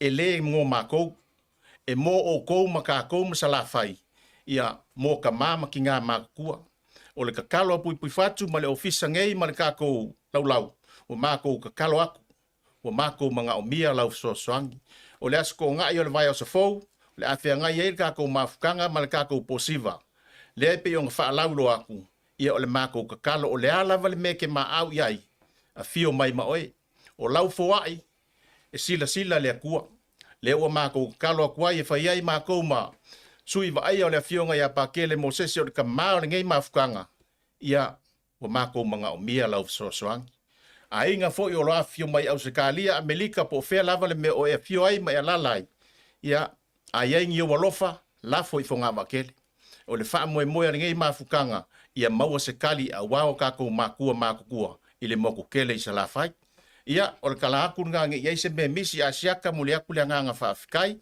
a le mako ko kalo ia le mako mafukanga uso mako fa finge ila ko sa ia mo mua ma ua fa pepe aku ia o mako kalo aku feo ia le ko fa ma le fa ukanga ia fio mai ka ko nga do fa kas o le me maka ngo fie lo wo aku isa mo ma alu se vai fa mai lele o sa la fo langa ma ia le anga lo laku e ka fa pe oile ke manga o ia kusi fa kasi ka ko sa o ka ko nga do fa kas ia ka ko ngu o sa fo kula fai feo ia le ko fa ia ka ko fe lo ile fa mo o no lo mangai ia o ke ka lo ko yo wainga ka ko ainga i fa sko ka ko ainga lo ko fanga ka ko ainga sa fo kula fai ia o ia fa ia ko fa mau mal fa ko kanga ia kusa pe ko ke mai ko se siva ai ku ia sa ku per ka ko fa mo ia ole unga nga fa nga me ia mangu ia kele ngia fia fia lo klanga polo fionga asiaka marka ko le kyo alo fa tai ia se vai nga te fia fa popo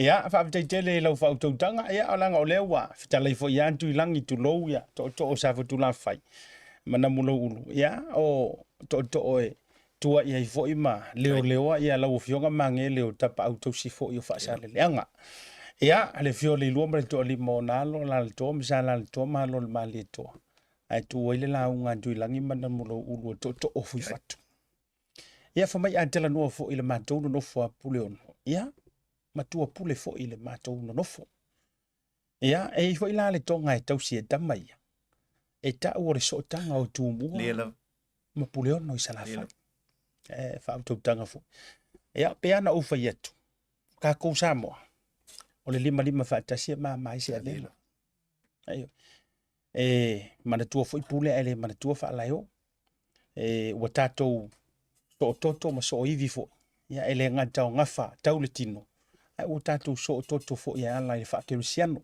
me le na ona fa popo fo yo tau ta ia e ma asia ta me se proclame le vang le fief ia fa moe o lo loma o lau investment le mo na yo tato tamama tina ma tua ele ka kuri fo fa pe iso ka kama po so kinga po so ka so tanga e awa ia o nei aya uta ia ia tulanga fa pena e tatou te e au uma fo i le tulanga o le matutua io i ke wa e ai unge a o ele si makuango fo o le lumanga ia wala ngai tau talanso te re lo fo ia ngor so fuanga malona lumana i e faiki o fa pe mai se ra male e lo bo fo ki o ma ku kulo tulanga fa pena e ai uma ene le lumana ia o moli ai o na yo walo ku oi e tau si na tau pousa me tu la pena ia ai e mana tua pule le mana tua fa la yo anga le ne fa moi pe ona tu na tu luma ia fa te fo lo tele malo no vale no sai ia i la ua fionga te fo no me se vola tu si fa pe le te o lo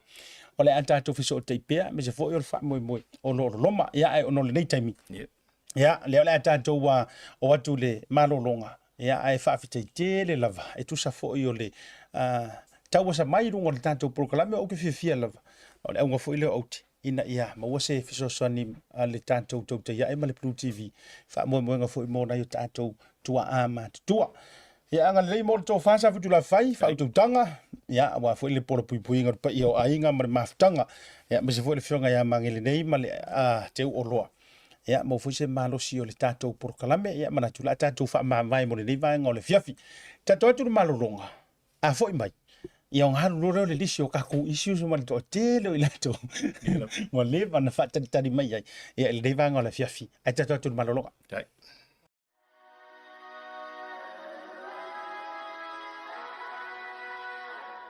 o le talawhivia mo e sa mo le anturu pele ua tatala ina nei au kilani ni usila mo le taimi mua le ofisa o le company le SMI ua mawhaia nei loa o na whaia oka mo mauta malawa raka te lea o whalisa ma whale titele i si o tātou aturu i sa moa e tau lantu le lantu lanlai au kilani nei mo le fausia i no whale whaatotonga i no whale e te maua o malawa i le unanga a le SMI i mangele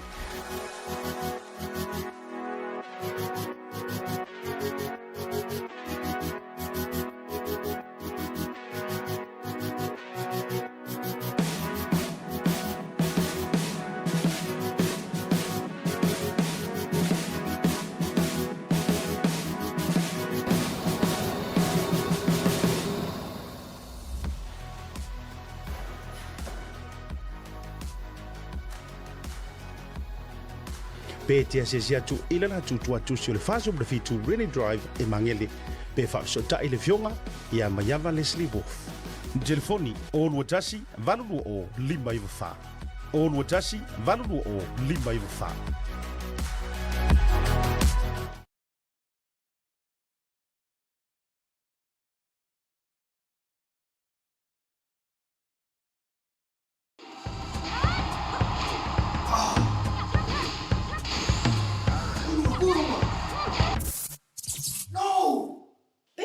Uma que as fosse.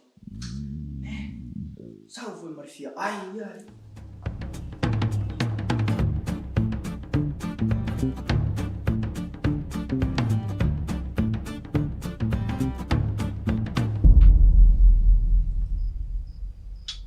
Ei, mas é minha. Ai, sim.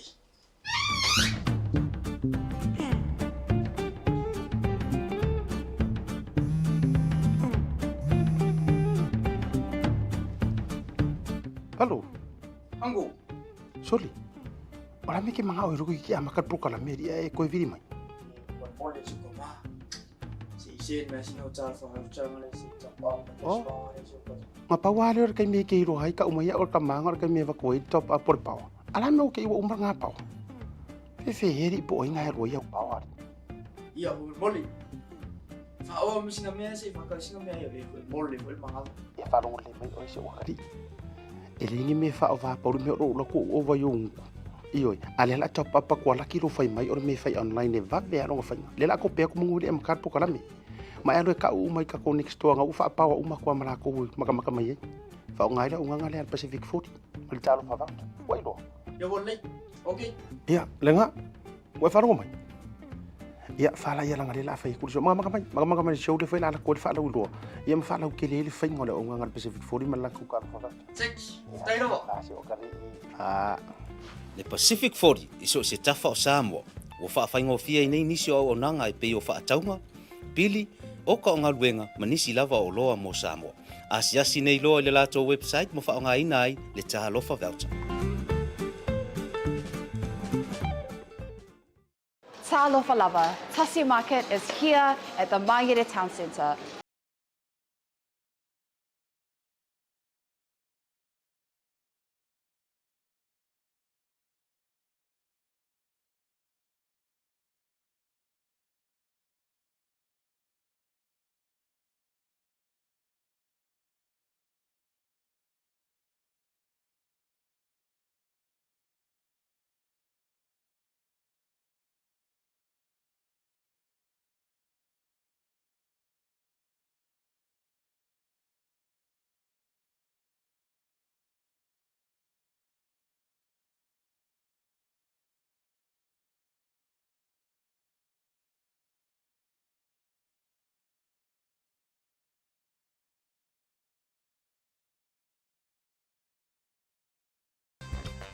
Whaonga le tautua le Pacific East le masina atoa Aperila mai e ono marmalo ai whailonga tupe whaase furuta e lua se lautala o saunia mo ana paanga. E lua se furu whailonga mo Samoa, lua se furu whailonga tupe mo i tātou i New Zealand nei, e se ina whailonga e se fulu i vai aso te tasi. Olo whanga solo pele whapitoa nao ne lima tala e tongi e lafo i le tupe whaonga i le Pacific East mobile app. Olo awano fo le direct transfer lafo i o tupe i le telefoni pe ati posi sa mai lau se leni i le tātou account ai inga whapitoa. Mana tua e mawhaiona tongi au pili sa moa e whaonga i le tātou Easy Pay. Wala au mai lo le telefoni vili fua o Varselau o tasi ono mo se la e lata la tātou i ati oe. Pea siasi o tātou ofise tolu i au kilani o Tara o Tāhuhu ma le taulanga wha tau i mangele. Pacific Easy o la paanga mo tupe wha momori sa moa. Jabula wajile wa afa tonu le July 5 i le tautua whaawau. Ya ale Blue TV va ser pokla bel tauta ya le vanga le viafi ya le ba ayo le tatu fa tatal nonga misivaenga le le committee ale mafutanga ale mapu I pulotu I nei ni usila reipo au kilani o alfa mo Samoa fa talu fa julina mtu ya le sina ya misifo I le jofine ever after ayo ya le mafuta mai I America ya ele nei fo ya vaenga fo I ole afiafi malo lava le ono sai malo fo ia le fa toa me se fo to fina Melissa ia male whanau fo I na I Amerika fa talo fa dia Leilani ia Elder Lani ma Elder Edmund le mafuta mai fo Utah ma to tele fo nga tele to fina Samoa tu o to malava ia le mafuta mai I na Utah I Taylorsville ia manisi le fo o pitonu tula la tane na Utah fa talo fa tu I le fionga mata lina pasi ma le tua ya le fo ia ma le tausi le mafuta mai fo I na Amerika ma le ano no yo le to telo I la to o wo ma paanga le tato wa por club o le tauta ya ma le Blue TV I le nei vanga o le fiafi o le afa o le tato por club se mo antu na inisio tato fa sala longa fa pi o yo tato wa asfa na yo ko kiki ya de o ma tato wa ai se I fa mo antu na inisio tato wa aso soifua ma so fa na o le so ia ole aso soifua fa mana tuai le anga le leo le tua ia ile fionga ile pule sili o le tato Blue TV ia le fionga ile fa longa ya anai ia po le fionga ile nga fatasi fui mono anai maten anai ia ile so ia o le la wa uli ailo na fia o wongos fu ma fa Anto ai le fa se furu ma le fa. Te usanga o le fionga ile li pule o le tato Blue TV. O le pule la le o le Blue TV. O le ona foi le o le Blue TV. Po o le Blue Wave. Ngalu moana. Aioi. Ma le tua o le Blue Wave. Ia o le ingoa atoa le nao company. Ia e ia vaenga o le marketing. O le website. Graphics designer. Photography. Ma vaenga ma le whapena. Ia live streaming.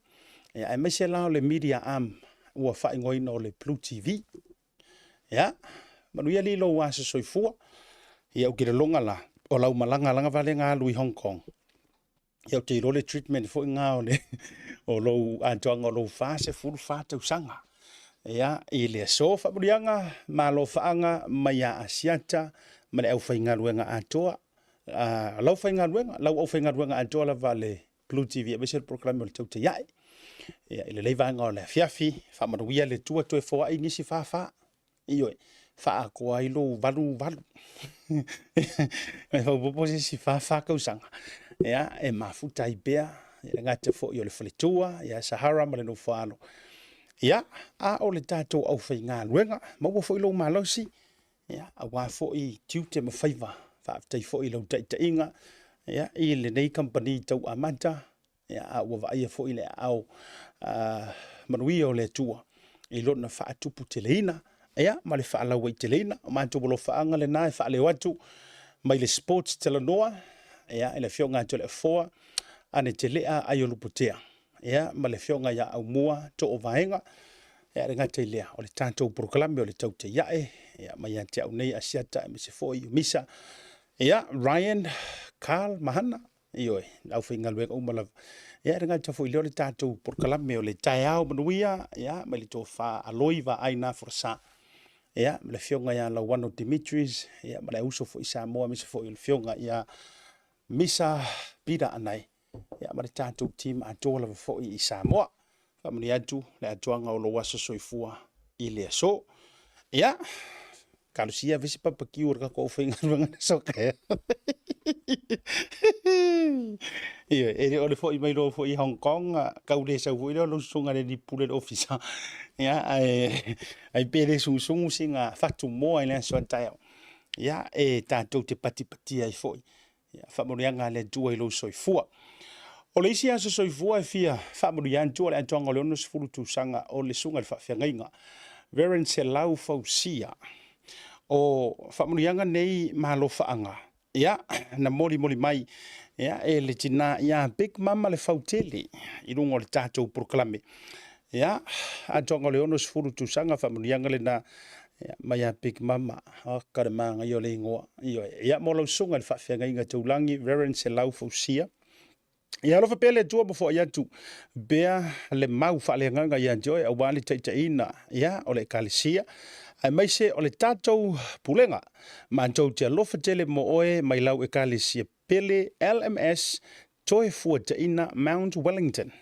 ai mai se sio tātou tina matua ia lua ai mai se alo whaanga mo oe mai ia le fautele ma vai to e whanga ia ma le whanau ia ma le whanau mai iava en tina ia ma le whanau o lo whaanga lana mori antu ia mo lausunga e le whawhiangainga e pei ona tu ina antu lunga le antu angole ono sfuru sanga ia ma ua fo itala tasi nei whawhiangainga fifia ia e mori taima whaafonga fo ima whaalongolongo le proklame ma le aunanga vai le tātou Blue TV ma le proklame le tau taia e whaaftai fo le talo o le isi la whaamanuianga o le whaamanuianga le nei e tu ina mai ere o se aso soifua ai mai le tō wha i le matua le whaletua masanga fata siliva e tau alantu i siona whawhine i oe e tusai o le whaamai aina ai o lona whaauunga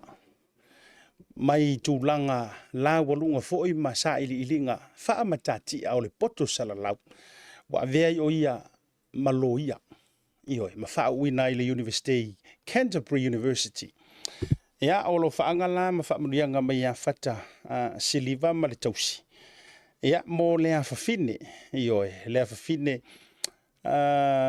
ia Lillian Fata e Sarah Alice Fata i oe o wa mai ona whaauina le nei fo i a whine po le tamaita i Canterbury University i le asora nafi ma ua ia mauairo na whailonga o le loia i tusi pasi o le Bachelor of Law ma le Bachelor of Criminal Justice.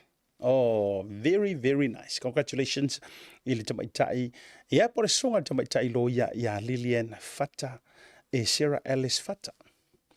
Ia, lo whaanga le na mai na iau matua.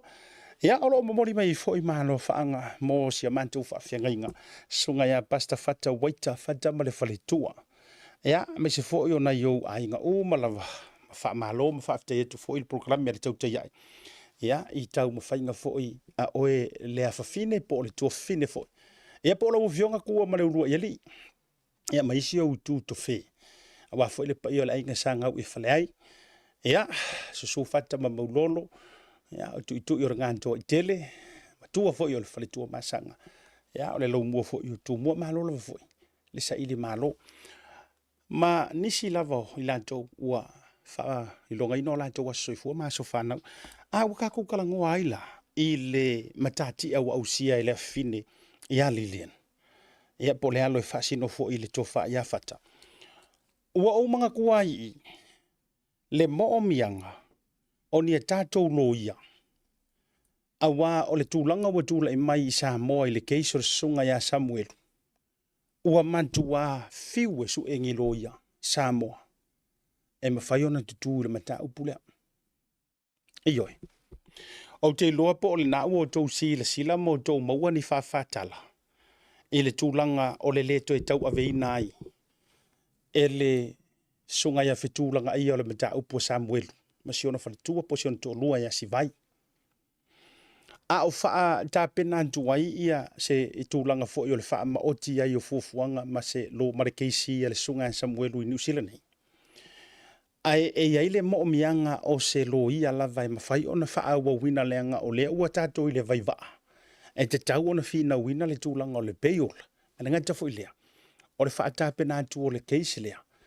I le tōlau lo wina i le soluas furu o me. Ai wa le ufa se e se sunga ia fitulanga ia. Ona oni mo lianga fo i whai e matanga ruenga o leo. E whaasanga i le loia. E tusa lava o le mata upulea. I le whaau fiu se tangata o loo sa i lia i leo. O le alala leo wale mawhaiona to e tau aveina. E le sunga ia langa ia. Po le sunga le leo loia. O le mata upu po le keise Samuel. O le ala ua whaamonia mai Samoa. O lea ua maua lea vanoa. O le sapolu loa. E tau wala mai. Ia i le tina tu lou sunga tamaita i loia sinia. Ma sionalo. Ioi. Yuni sapolu a me se foi o sionalo ia Joyce sapolu. E lantou te tau aveina ma faa ua wina. Ia le keisho le sunga e Samuel. Mo le taimile nei. Ia e o atulava i le tūlanga o le hearing o lo loma nei. Ai o le fesili ku aku inga ua whaia tu le tātou su e ngai Samoa. Ma fua isia. O le kali rea ua sau. Ua madua su e tā. Makua su e ka ngilo ia. E mawhai o no lātou tau a veina le mata upule nei. Aisea. O le fesili. Aisea. O le ale mafua anga. O le a kua o paka kua. E mafua ai. A o Samoa o le ngoa i o le loia. O le fesiri ngo merkasi anga aisea. O le mafua anga. Ua iloa uma isi wa so o kanga uma. O la ukalale tati fia faiatu. A wā anga whaapea e le ai se wha maong i o leo cases. Se whatula. Anga whaapea e le ai se wha maong i o le case. E le popole alo ia e kau afe. Ora so finga ngalo Samoa. Tato amata mai le cases sunga Samuelu wife kau fa so kwa ngupi fam kau fa so kwa isim tau. Ai ele o i o le ai tau te sila tuai lava o lo o iai ia fa maong yanga mau kuku. E iai le mongi ma le fa maongi kua ko le mori mau kama lea.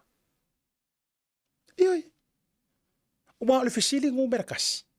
Ai se a ua pala a iai lo ia i kukongo le ku fa fetai le sa polu loa. Ioi.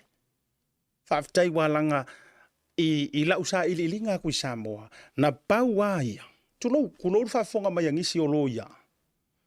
I fa pe mai se pe ia ngai se la utala se tala ngai le approaching mai mato. But so far ila uia sa ili linga tunga matanto so se solo o mai fa mo ngai Samoa. Pa wa ia o official lo ia. Woksi irunga le li malako ki kau aveinga ke isle fa awa.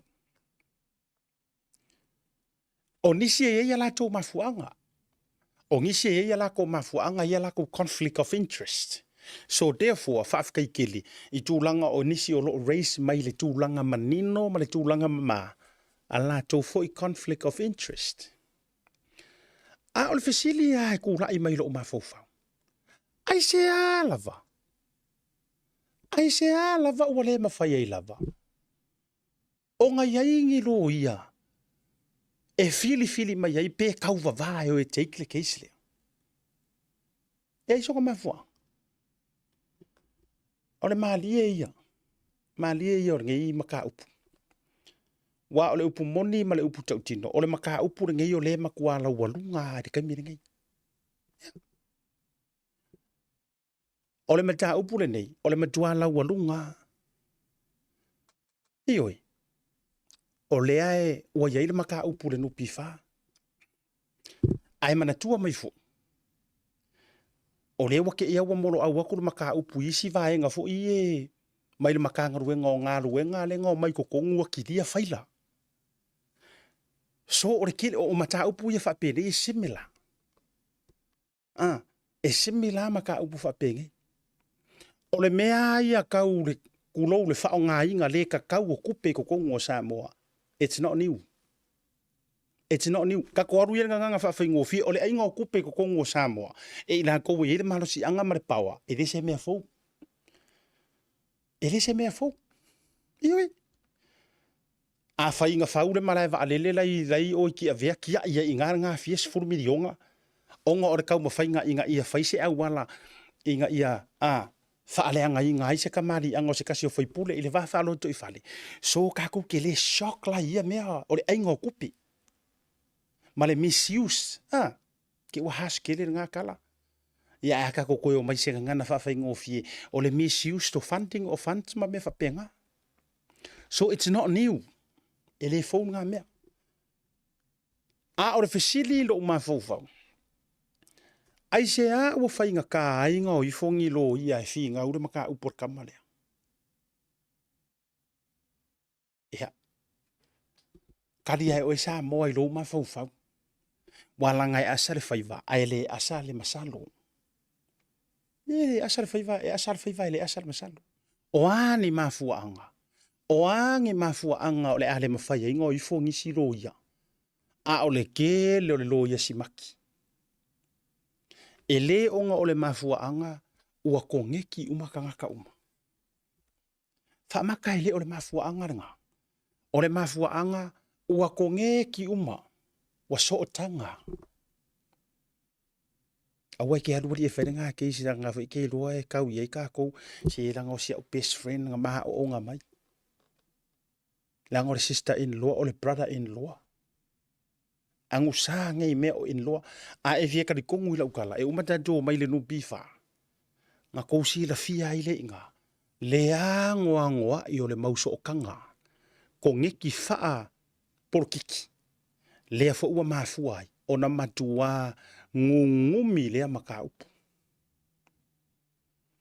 Alvaenga lea ngo usu esu ako i Samoa. O ke Hong Konga. Ai utamu whaia e so tanga i Samoa. Ina ua faa maonia mai. Faa tele a ia Yuni Saporu tulo. E leto e tau le fionga e unasa. Unasa Yuni Saporu. Mai se fosi o nalo. Ioi. E le tūlanga. O le tau mawhaina o le mata upu. Ngi langa e le whai ngofie. A whai ua alo uma mai eire ko akele. A whai ua alo uma mai eire ko akele. Onga o se kūlanga ua lako uloa kingoa. E whai asi moi. Ave e se ele upu le e whaisi maa ale whaisi vewheu. Le hai. Kako ku uere upu sao. E whai asi moi o le keisi lea. Ia. Awa anga wha amao ngia le moi. Ia la tatu tu ulai tua. Tu loa inga ua kanga kavale inga le fionga ia luanga lau. Leva ula kam. Inga ua kanga kavale inga. Ele i whainga kāngi su enga o ngiloia. Ele ia se whainga kāngi su enga o ngiloia. Ioi. Mana tuo i nana mapunga mai runga loia vo i kama maa kukua ngā kaimi. Le fionga ia maposua Solomona to iloa.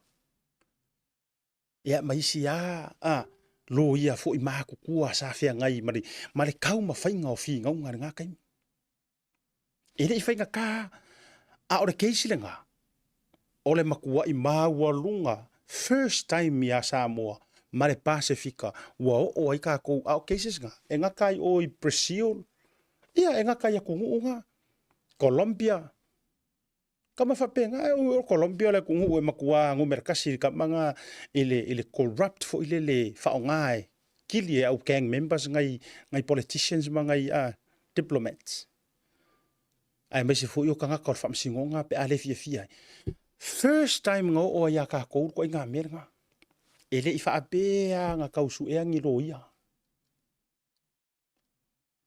Whaamakala o yeise whaamaongi e ongo sau ko kongu le upula whaamaongi ua kausu e ngaka. I'm just saying, o lau whaasoa. E o kauare pua marafo. Leanga e wanda loka mawhauwhau. O le angoa i o le loia. Ai le ai masesi o kau ngau a enga. Ile, kusa fo i peke sila fia e vai. Kusa fo i peke sila fia e lau sunga i le loia. There's no case o finga winga mai e Samuelu. Ai se harma fuanga ele mawhai e onga e kura e whai. Pele o le kupe e harma fuanga. Pele o sootanga. O le vaenga la le na. Whaaftai ai. Le watula i le wafa awau. Ea e le fionga le jamaitai. Lo ia si nia ia unasa. Ea man sionalo. Ea isi alato o unanga po le law firm. Le fina wina. O le keisi le nei. A o whaata pena i lava. Ia tūlanga foi. I le loia mai New Zealand o le keisi. Ia e lātou te langolango ina le tūlanga lea. Mana tua foi. O le so rua se furu. Le kōlau lau umai foi mara wha moe o le fionga ia whipule ai. Le whai malanga mai i Aotearoa. O le eto lau lau ai male unga. O i male taunu unga. O le tamaita ia Lisa Marie. Ia, manisi lava o ila tau arenga tafo i leo le sunga le maru le malo si nia. Tō whali o whaatau malama. Le aso lua se furu le whaito lau lunga. E konge ki ma lava. Cases ngai. E konge ki ma cases ngai. I le aunga lava le tasi. O le tūlanga i le mori mau. O mai lau tau sa ili nga fo i matau mawhai atu i Samoa. Inisi o mori mau ma vaenga fo i o re keisi le nei. Mai pea na o whaaso atu. E iai hangi si sa whesoota i mai. O ngisi o mori mau kuku o re keisi le nei. Eioi. O lea iai ka ngaka moli mau mau mau kuku o le keisiri nei. Le foi la ua mahea o na faa o atu, ma faa ilo atu. Ia ila atu walanga o le kiro ka ngaka pe ua suru fanga mai lunga o le porokalame le tauta iai. E faa ilo mai iai a mea lau ke ngofo malato. And one thing sa o le upu tautino le nei o te faa ilo atu. O se kasi o moli mau mau mau kuku o le keisiri ngei. Sa ia vaaya le kangaka lea ngaru ese malanga kelefongi o mumule moli o langa kelefongi le faveao lea. Lea e fai maile moli mau lea o lona la taritonunga o Samuelu. Lau le ka ua kuare ngor o moli mau lea. Kasi lea moli mau o lea o kele o faa longo o kulava. O au mai er matanga ruenga o leo leo. O lea la au mai ka ngaka fo i kasi lea me fio ela ukala.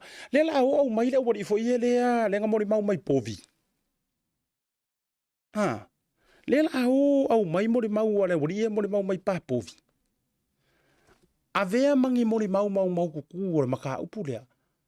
A o lae moli mau mai kua kulowa le fio anga isi umu. Ka ufua le pa ia o sa so mua mai ngai lua. Tu ufo i mara ingo sa tu ua mese fo i taile ua mara lufalitolo. Di o foi o fonga o la tua. Ka kulowa i pa ia mama le fio anga. A o le mele ua kura i mai. O le la ape ye focus fua i le mori mau le au wadi i povi. Ma pa povi. Ma le la tau ma faufonga i le mea sai ai. Ai sai ai le mori mau. Are ka ngaka lea nga paki. Lea lengo fea kula ukala. Alangi ngei mori mau.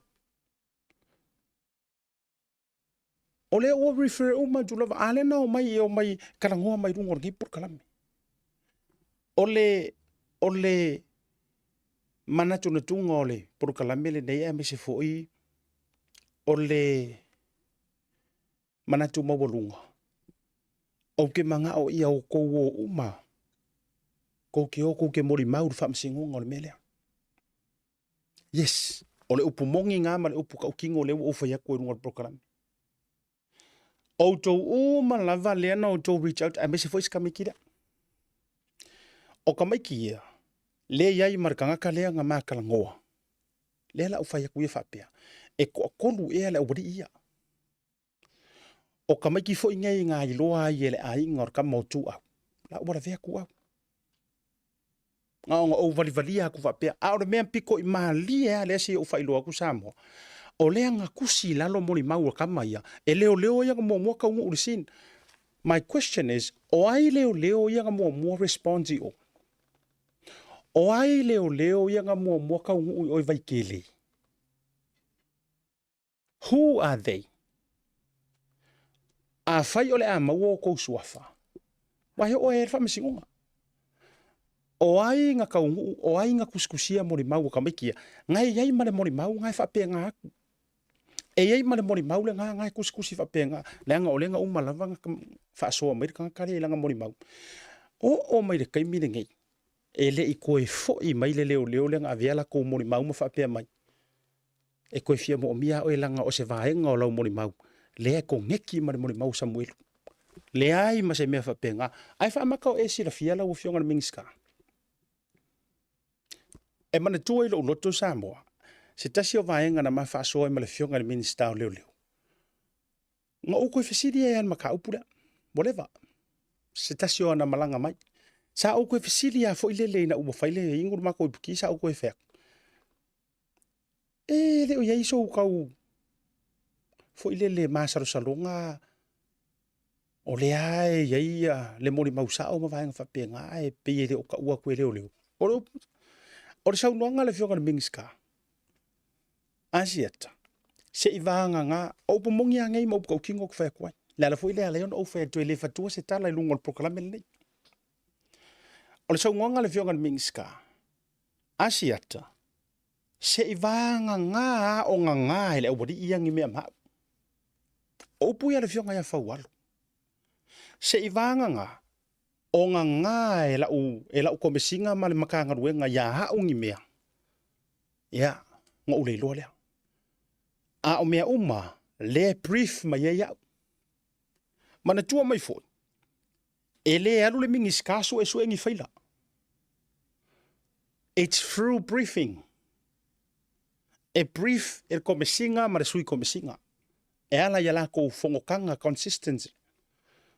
Fisiria ku le mingiska o le a se kala mai. Ia. O le o te mori mawatu. Leanga o au e whaakarango inga le fionga le mingiska.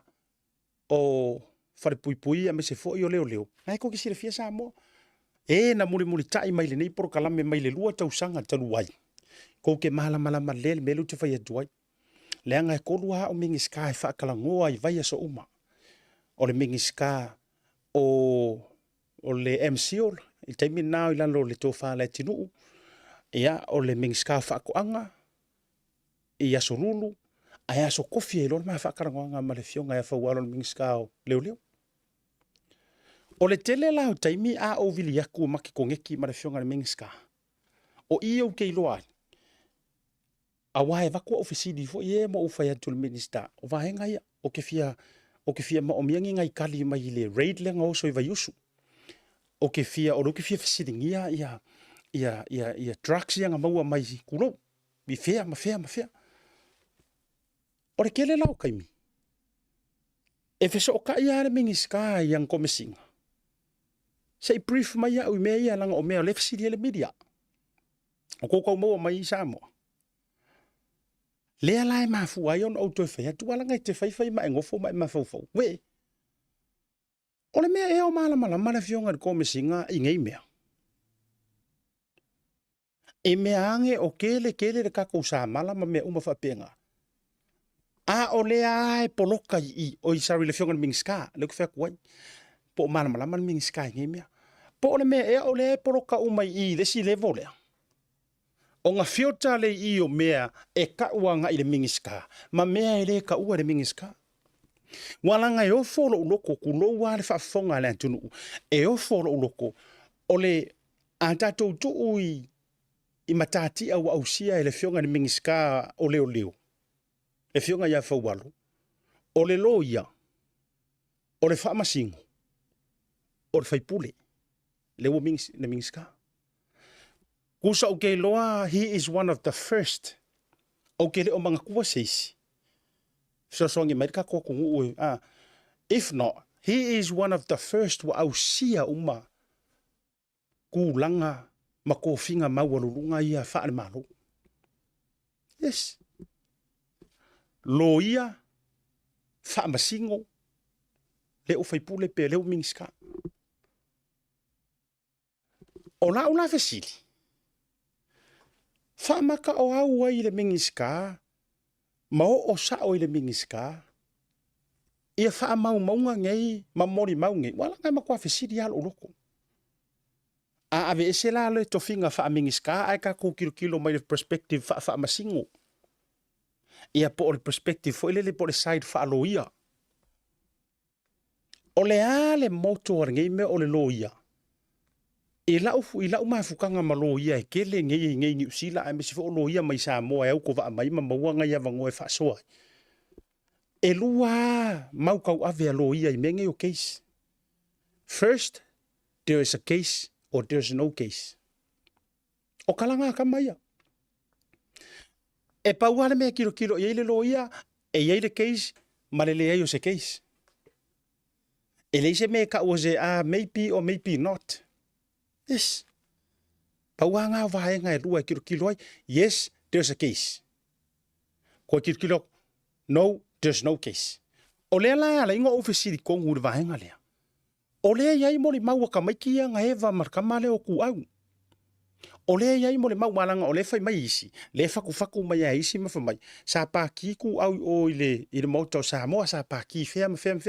A lea iai mo le maua ka maiki o la kongua ia nga eva le fiafile po le vaveau le ile po. O nga me i loa leo ko o tama leo tu au e le failanga ke le fongi. A le eva le uri ia i nga le faleanga i vai kele e whaafisa nga i e le mamau ma le fale o nga makua. Fale le se itua. O le umi kele nga ru ese a kor kamalea. Ai whaalongo kua i loa ile. Ioi. I se mea pie pakaku mai. O le moni mau markala le leo ke whai kua. O ngā e wha mai le tala le tamalea. Ngonga kusia i le leo le nga kaungu o kuru vaveao nga. O la ofisiri la. O fea ngai mori mau. Ele o faila la ia lea o ngasusungu makiai walanga lea te va ai atu. O lea ka ke va ai aku ele au mai ngai ngisi fo yo kamali o lea kungu mangisi fo yo o ila tau e fie fai tustu singa i lunga o social media. Lai la ko ke mai ai fa upunga fa apea. O elea ia ka uma male ngor ngale o leo fo mai o elea a. Ia ele ka nga kia o ke le fa pe te fai atu. Walanga o pe no o fai atu. A fai fa maungia. Lenga yiku inga sikasi o malo le malo lenga ngofo susungu faila nga faila kiai faila. O a uma lava me fa penga. Ele o mori mauia ngai kiai ele menga. Ele nga ka wakia ia ile video po le akale sa po kamalea o le number plate o ka avale. Kia i malanga telefongi. Ale la o kupu ai mane melea o le kia ia kuai ma. Kia ia kuai ma mori mau kuskusia ka mai kia na auto e fesili le tamalea. E mo ila ukalanga fai ko mau ia ko mori mau. E fa mai karar kama. Yes. O le upo le leo inga ua uma o nga kusila umori mau ai mai se isi o wari i la tau yang ka mo aku inga ua whaalongo kunga pie pakaku mai se mei luma. Ai o nga ora kuai yang koe fo i mai or kamalea. Nga lai nga ka mo e roa mua le se li lea. Lea lai fa mai le tala le tamalea nga mo e. Wai sili ro kakango fo i e whaaleo aku. Nga whai ai leo ngkou so e suenga. Ia po fe fo i le a maka nga whiri wa i e le whai ngore melea. Au kire ka uba kuare ngor kama. Ai a tono le la ko ko su e mei faila yang kia. Po fea ko ngor kama le fea ko la mo ma. O le upo le tama le sa mo nga fai mai. Ua mantua fe fea lui leo. Le nga e o ko ka ua ku le mesa au mar me nga la ko ai fa liu mai. Fa sanga mai le ur fanga ya la ko. Ya. Por kala nga. Maongo ka fia i ma va noa. Lai mau wer kama lea e mau wia ilonga ainga. O ku vai lau ku. A ole moli mau lea na sau noa ai le tama lea. O ia nga mua ka mo eak. O lona mai fau. Kusa ilonga mai fau. This is him o langa kala asiata. Kusa ilo mai fau wa ulkanga ka mua langa wa ungo mua ulaku. Ai o ke ka mo eaku. O te ta mo ea tu loa ilunga le kama i maki e. Nga wo uloa aku lai ka oko mai ia kanga kai au ka fole awal. O ke ka mo e aku iai, la ulaka aku. Ai sa vali e se loa le tanga telepongi sa. A lai surungia le momu le ola o langa telefongi. E veri kalar kama. Ai surungia loa le mori o langa telefongi o lai alu pe waru ese. E va ai mai o leo ke, ai sa vali kanga ka, e la anga ilunga pise fale o loa. Ngai ku ilunga i ngare mangkuru. O ulaku hale o au ulaku usi. Ai whamai malana tala. Na paula le vaenga o ke io e inga ile mori mauar kama lea muli angi. Wa o lea laku. Nga kere iropo o ilea kanga kairu ese mar kirifongi lai mumu. Lai ola le mori or kirifongi. Ele o angola aia kanga kanga i safari soro muri ese. A o lea ango ke le isi o ngausi anga wo yaku au. E o mai le aso ele isa wai Samuel ulungor prokalame le tauta iai. Ele i loa lava e tangata lea. Peango fak.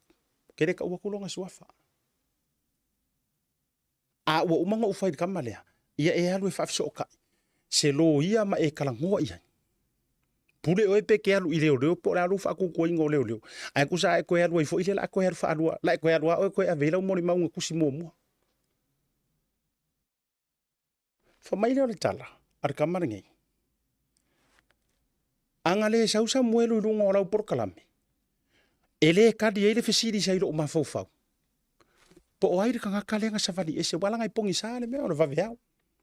Ai nga ole mala o le mori o lang telefongi nga savali ese e alu nga ilunga fal o loanga ku mai lunga maki.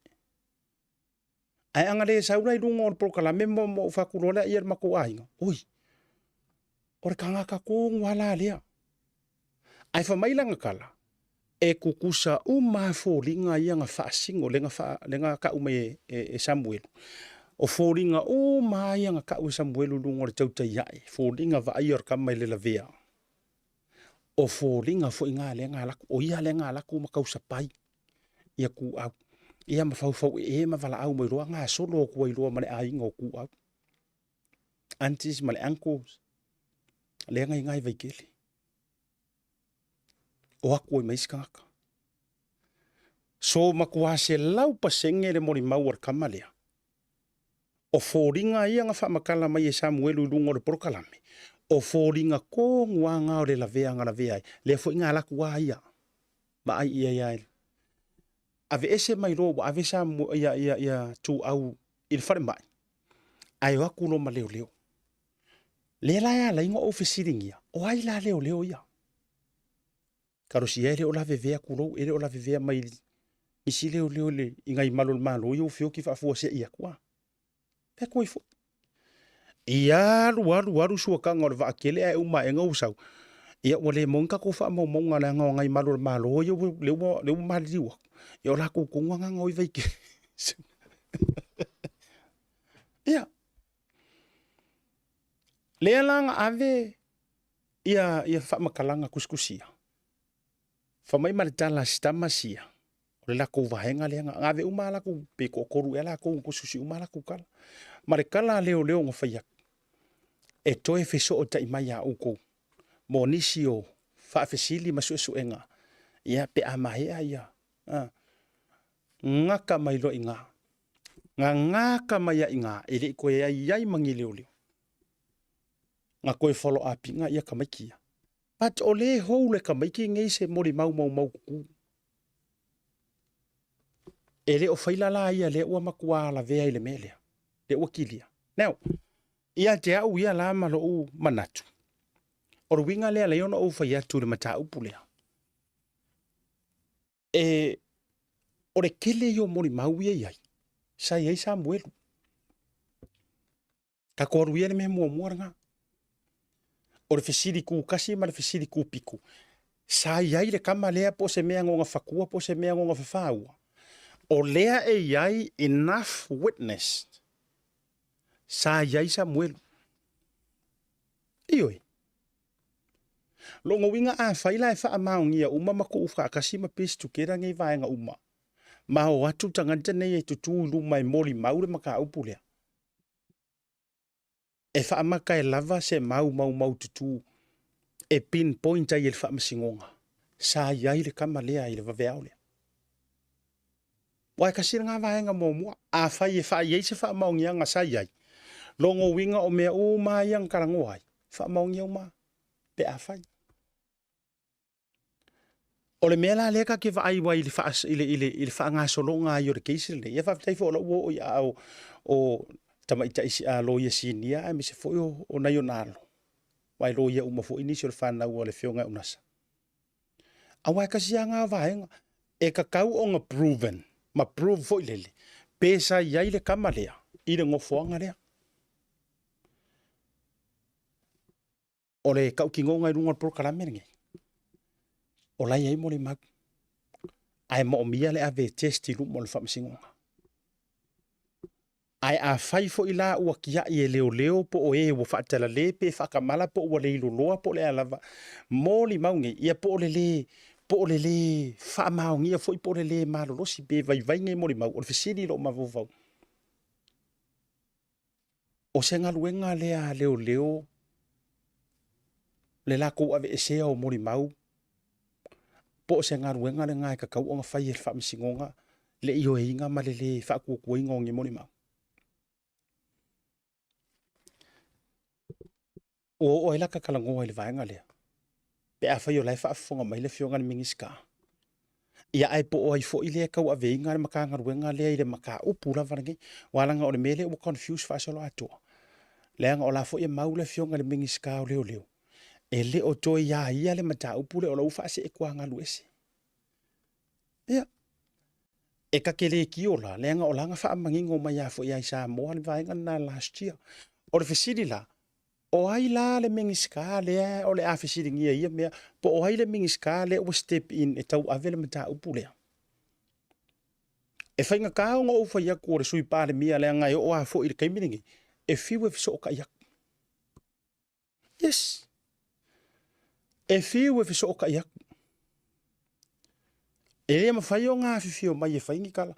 A whapea fo i tau te nau ina Ia sau se kai mea vavenga awange o mako koe pisa ma koe avakuan maka upulea. I think the best thing to do, or ko wafifio mai se ikali fisidi ala media. Yeah. Leanga anga ua ko wafifio mai e kali fisidi. E pe ia mele fai en mingiska o fakoanga. E pe ia mele fai en mingiska o ngaruenga. Mangisi au mingiska la e faa wawala ko ngaruenga fai pea. O mai e kali fisidi ala akungu mingiska o kupe. Iyo, la fo inga ke faa wawinga nga vaenga ingisi o porukalame. Ai se ala wale mawhai e nga ko o mai se ikari mai fisidi. Awa wata maua nisi o whawhatara. O whabea nisi o malu le malo. O whaia si papangu o sau asiaka i ina makanga ruenga. Iyo mana tua fo ye. Kele aka whilengi ma. Kele kangakai. So kanga umaka kou i Samoa. E langa ingisi o tangata ma whapea mai. Se wakau iyo sa kaunga ma mawhapea la ngaru ya leala ma. Iya. Sa kaunga ma mawhapea le alu o ya leala ma. Le ai. E leo se ma mawhaku na makanga ruenga o leo alfisidi. Ai se ae lea fio mai ai le fio ngat ko mesinga se ikari mai. O ai media e alu iai, o ai media e le mwhainga alu iai. Pese i vanga ngā o media e lango sua, ma si, ma alo fai, ma fe alo fai, ma le alu sa o le, ma le fisiri sa o fisiri e kaunga kari. Paunga o media ma whainga o iai. Leo te whasoal, I've got nothing against the makanga ruenga o leo, to be honest. Ai nga pauala va nga ya fuai o nga o sa malapea ma o ku ia kupea. Leanga o le kelo fisiri e fie fisiri ngi ai ko fionga. Ele marie foi ma ko fisiri. I kali nga ko ke ave ise media, to be honest. And I'm sorry with all the respect if I ko o kala lea. A foi lo ke fai. Leanga ala ko ale si media e pe lango ma fie iai. Yeah, ela ko foi va ko fisiri the facility that you want them to ask. Not the facility that you don't want them to ask. Ioi. O ila ka ko por kalame. E ana yo no no watu. E ko ke ha fifio mai. Leanga e ko akele kanga ka Samoa. O lea e mai mo mai por kalame rege. Ko kele. O mo ko kele lava. O le ala na e wha maruru wha o nono. Ele to tele o tofu. Yeah. Ole vaenga fo i le tau i Samoa e. Sei whea kula au na ukala lea. Ole na vaenga o le tau o fo i Samoa ma kau. Lale ese nga o le saurunga o le sum. Lale ese nga. Ao i Samoa nga ese ile o kadi o mai saurunga o le sum nga ese le o kadi. Pe a alu Samoa nga whakana ngolo kom singa a saurunga o le sum o le anganga. Se makuale a onga kira nga mga.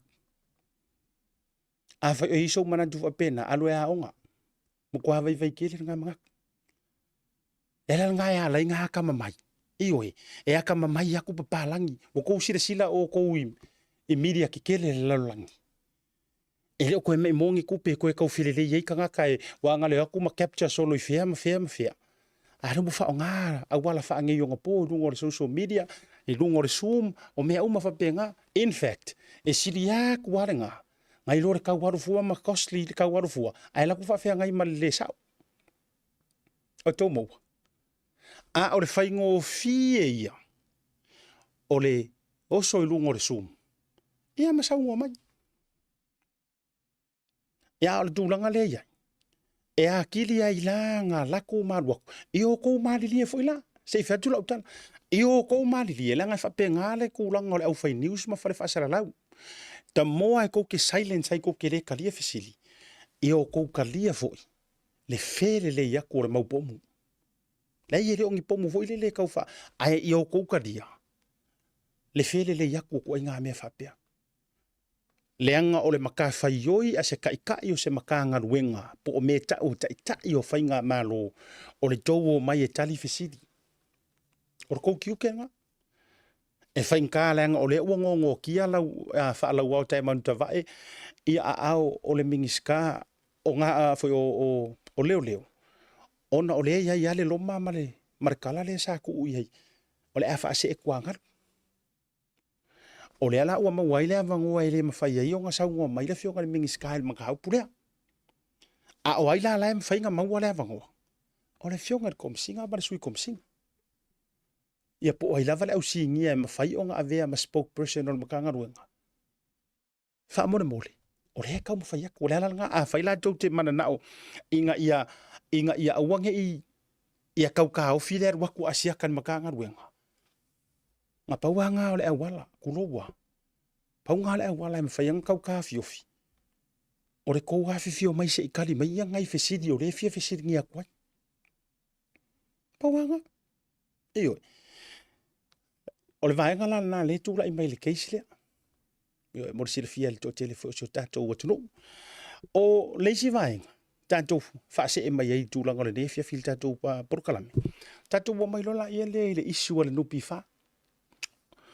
O le ingai ia le sunga bali pano mola. O le ingai sa maua le avanoa mate fiso ta ia. Iyo, le fai malanga mai nei au te rombo sila fia el to tele. O roo ta o topea i tūlanga o nei episode 4 ia pi e waka wha solo. Ia, lai wha ngā solo pea male vai ngā le talamua. Ia, wa ua tātou lofoi. Ele yangi si mea, ele yangi si maa ele i furia mai er kamalo. O la lava i fai pea, ma fai pea. Ya, o le malanga mai nei, le nei ya mantou ni usila dei. Ai o koko e sila ngei le kulanga o le whaasolonga mai o le mata upu lea me se fo. Ka koko e ola e kuri le kofiku lea. Le kofiku lea ngā la ko whaia kusi whaasea ma ave le mingiska o tupe. Ka ko wola e ko su e mati. Ora kai mi a ko le sa walua i Hong Kong. Ora kai mi a ko foi ngā sa whaia i mala uka maisi su e nga. Investigations. E background so le au vaenga ia ko fik. Wa le fisiri ngō mera kasia lea ka okor kai mi ngai o ainga ka ua le opse o inga liki e le observer. Ka gia ia la le amai ngai kua malea o le usir fia Samoa. A i meria kua lofa. Ali mare mangu lofa. O ia nga i meria kui o. I le vaenga lea no pifa. Le iri ko fiku lea. Send mai lo mai ngoa. Mana tua foi. Ele o yaingi ngoa o kampangia po whala pupukonga inga whaia loans.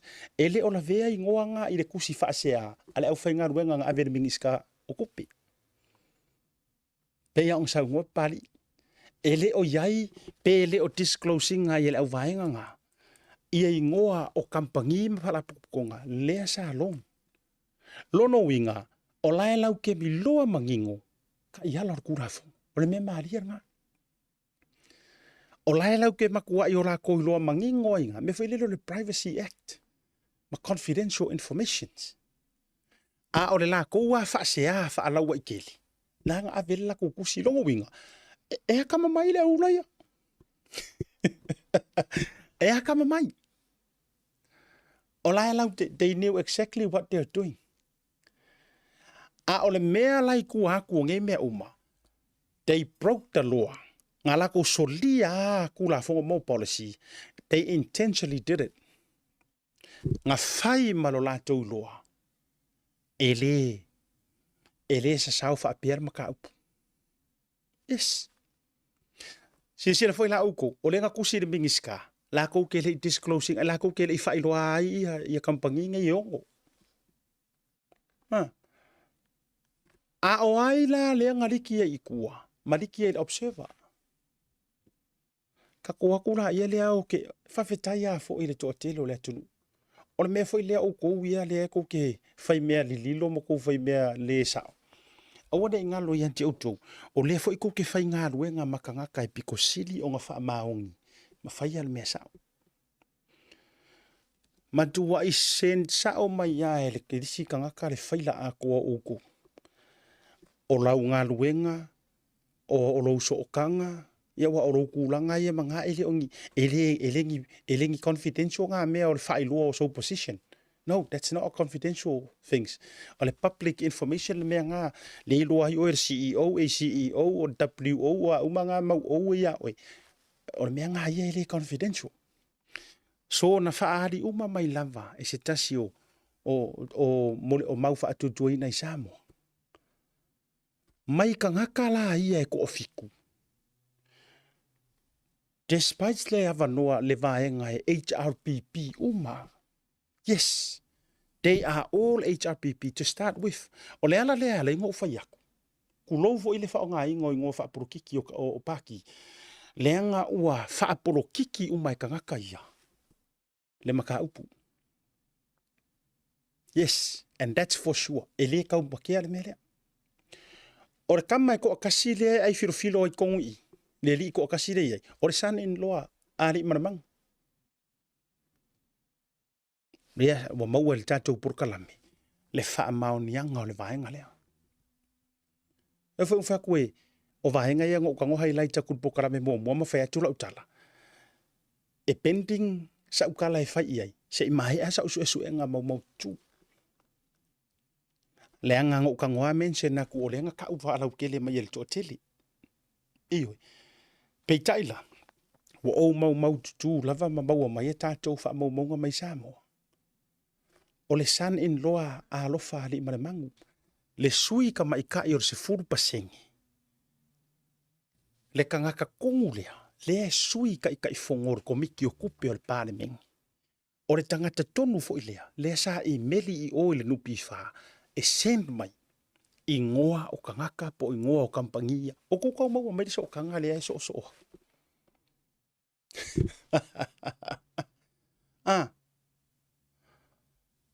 Longo winga la.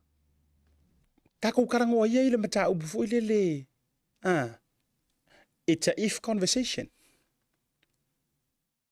A faila ore ko afiku lea le sa fa mai ko kongo no pifa. O ai o le au ko fiku lea.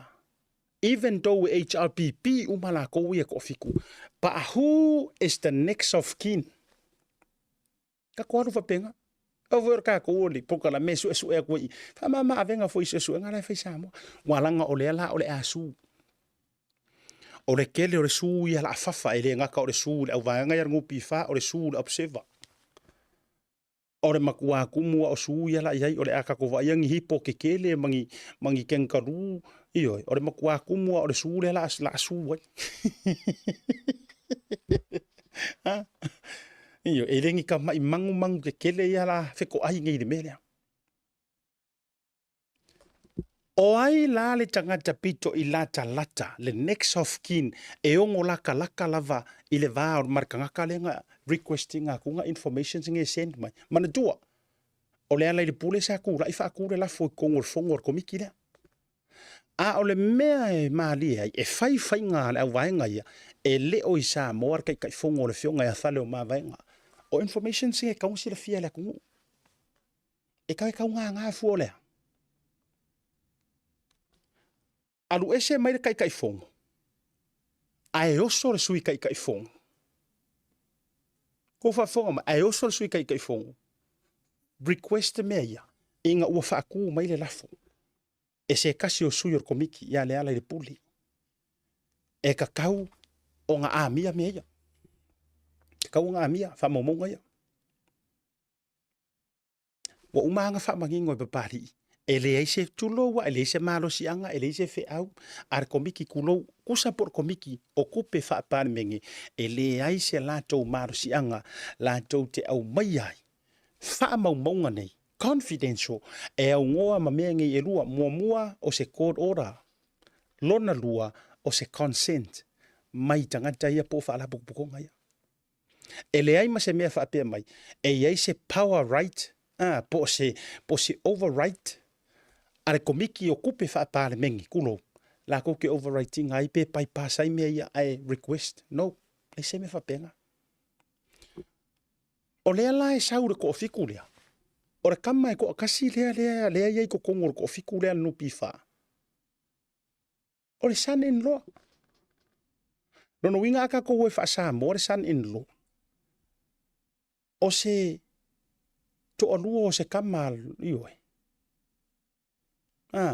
po se fo o fai mo nga kali e ka wala mai se marriage po se talanga ngafa o ko alu lang kama fa feng ofi asan in lo o ko alu o se ana tamatini O ai la o ko afiku le ngai. E fai ngō fie. Io e. O ai o ko afiku ngai le ko kongor ngupi fa e fai ngō fie ma mafanga ma vāvala laka se access po se sokanga malekangaka lea nga requesting nga kunga. E au mai informations nga. O ai. Ia e kasiar kakakau kilo mai kuro. Ai mana tua. Ele meneitinga umai fo ile masaro salo ile si vaenga.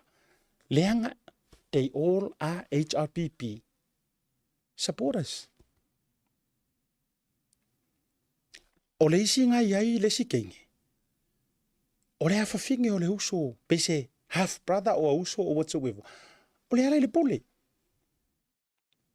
Yes. Fa maungia mai a kangaka lai lau ke loloku fa kasi. Le e whakasa le kau pisa mai isi li meangang fa mai o le ala le pule e whakasa e le loloku makala sa le ai. Ale o wha maungia le iso e ngal tatou tauta ya le ai. E loku ai o le loku lale, tulou le, e ka le sia ngau si le fia umai le pistep. Ai e se mai lale e whakasa le loku e le uso, poko vai mai. O le uso le o le ala. Half brother or whatsoever. Le iai lo ngā finge le sikasi o ka mai kai ngā le ko kongo no pifa. Le la vea mai ko fikura.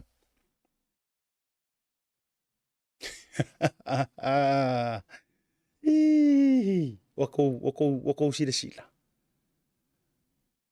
Ese le maka ukia.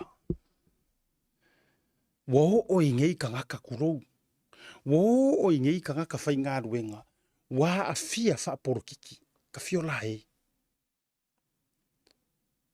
Male ango wa ia o resi au vaenga lea e. Ia. They hard out active supporters.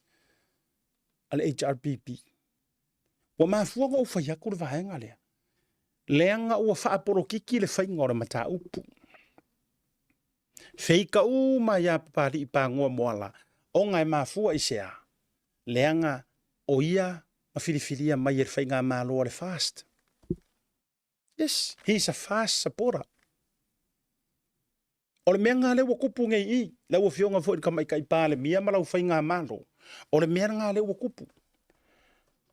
Ua ka hawhia kou wale ngata ia au tau le au whaapurukiki nga whaia kou whiwhinga wa ima kou whike nga inga. A le ua mantua la vea ai au whainga ruenga. A laku CEO are fast. E laku wale vanga kāpenga mai. Ia, wale vanga kāpenga mai lo moenga e ako i oi whafukuroa. Wale vanga kāpenga mai ma eri mai lo lua. O le upu kau kingo ana ngā mai. Le se aro whanga o nā mea. E alua tu o ele CEO se sina. Se i vanga ngā. E laku le CEO. O CEO o HRPP ale. Ala ngai whapenga. Tate vai ai tō whinga le whionga tamai tai pāle mia ma le whiriwhiringa le kāpengeka. E le o whapiko a mangu iakasi. Lai ai ai si e lau ke sila fia le leia. E makua HRPP mea lau rue o ai kingi vai. Lai koe whaawau wala ko kongalaki. Lai koe whaawau wawa. E le kai a ngā elia mai e le si au wahenga lo la kourua. Kuno. Ka kua vea ia nganga whawhaingo fianga. Ai e filifili e tuloa se CEO ai e loa e kama sa sao ia. Wa leva ngai lano le HRPP o se CEO po se kangaka e a kein sai mea le HRPP. A le ua koe filifili a koe e vea maanga pule sili. Ia. Ua whaikau aso fo i leo aso ngaka. It's just a matter of time before I attack e kamaya. Ia. Ko sila lai e. Ai kei rola le mea ukupu. Ua whio sofi la le au vaenga i attack. Ua se ua makua i se la le kangaka ua o attack. Asa mo. Ko sore mea mongianga ua makua se ar kangaka le ua attack le au laikia. Ia.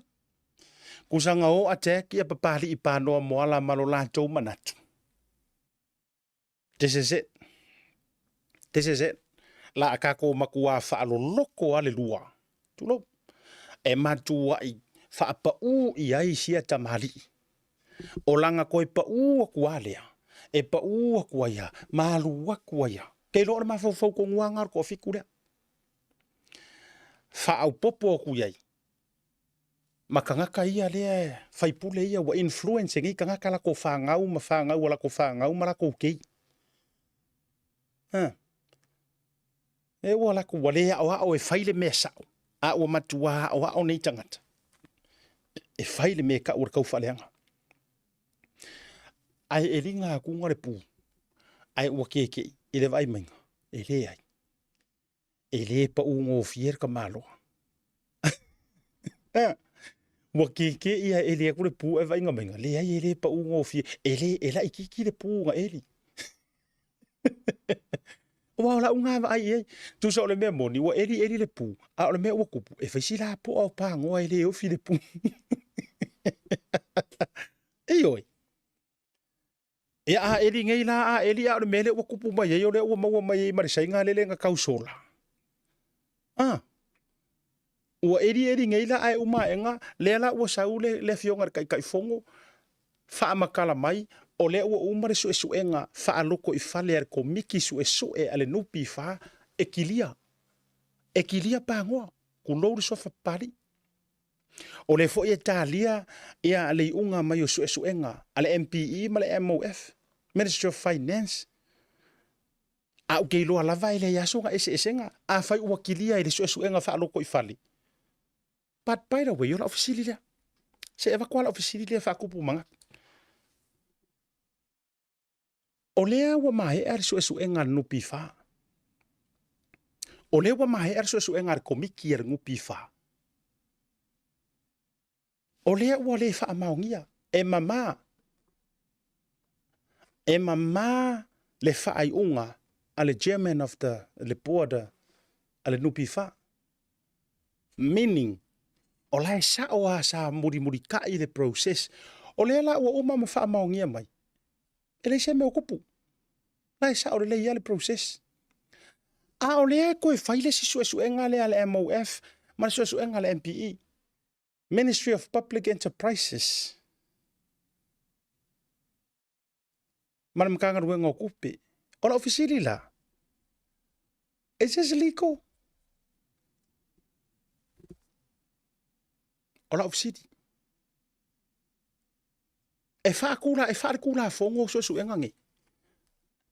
Ai ma fai o nga so e whaalua o e se same offense kasi.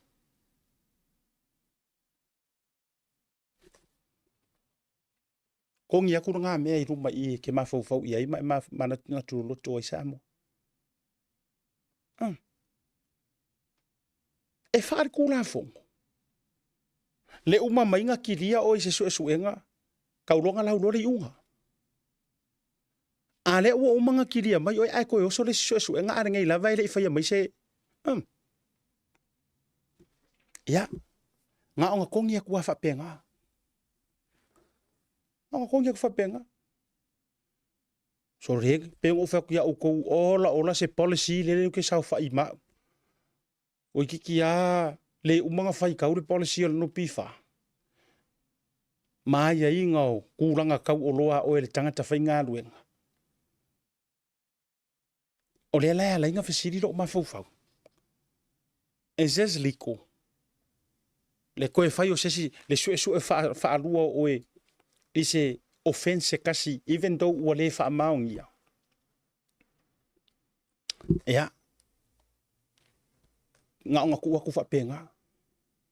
Wa o le mea ia ya ja. Ka kere fa ya ko le hase siku. A o sau lo le su enga are komiki er ngupi fa.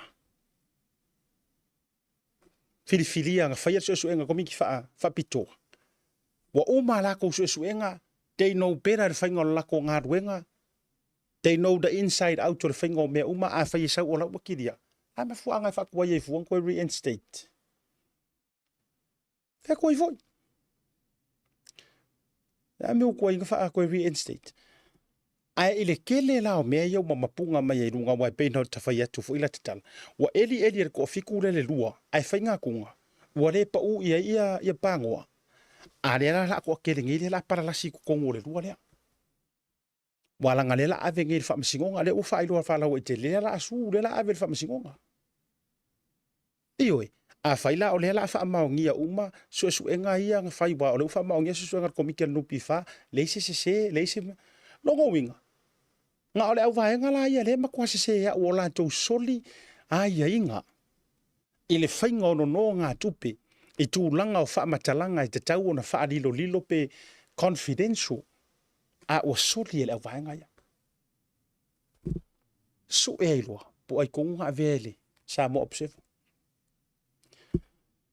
ia e o ngō orka koma ka upur ko inga me fuilele e visiria kurfa masingole ile au vai nga ia po inga ver e unga visiria kui kulowa ka ke heru sa o ai ngwa wa visiria kur ko fikule wa lua la tangata ie kulupu tangata ia ole ai ile masalonga ngaliki ile information zi ole observer mua o se sia ko fikule ale ole sanen lo alo fai ku au ole ni so limong ia po resi au HRPP supporters ngai hei kokong mari ko fikule ale o se sila au vaenga nga konge ki sa o newspaper ma avea le informations le ia e mafai nga alo le au vaenga nga mfa pe mai le ai nga kama ko ia le release ku ole il komiki fa akupe fa parlemengi a o mai la komiki okupe fa parlemengi ngale lua ka nga kala la wadunga le red zone nga o sui kai fongor komiki okupe ia lo fai tu au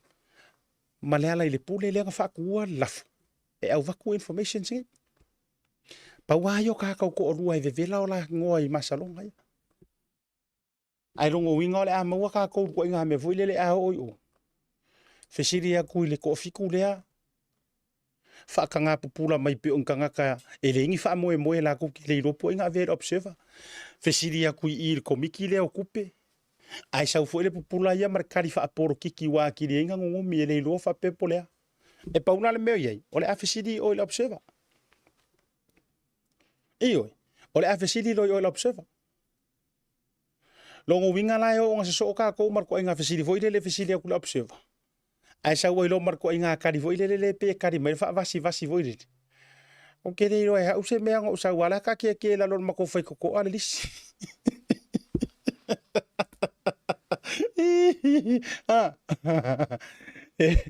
unga se so sia ka ko wamio marko inga meranga ya fesiria kuro mar fa masingo ngai o newspaper o ai na vatua ya o tole information wa ka ko ngai ka ngali ngasa ka usa o po inga vakua information oi o inga vakua ai sa o ro marko inga ka di voided e wo ke ia ke usu mar kai ora le aku fa spe pa ila ro fe ko ara ile lis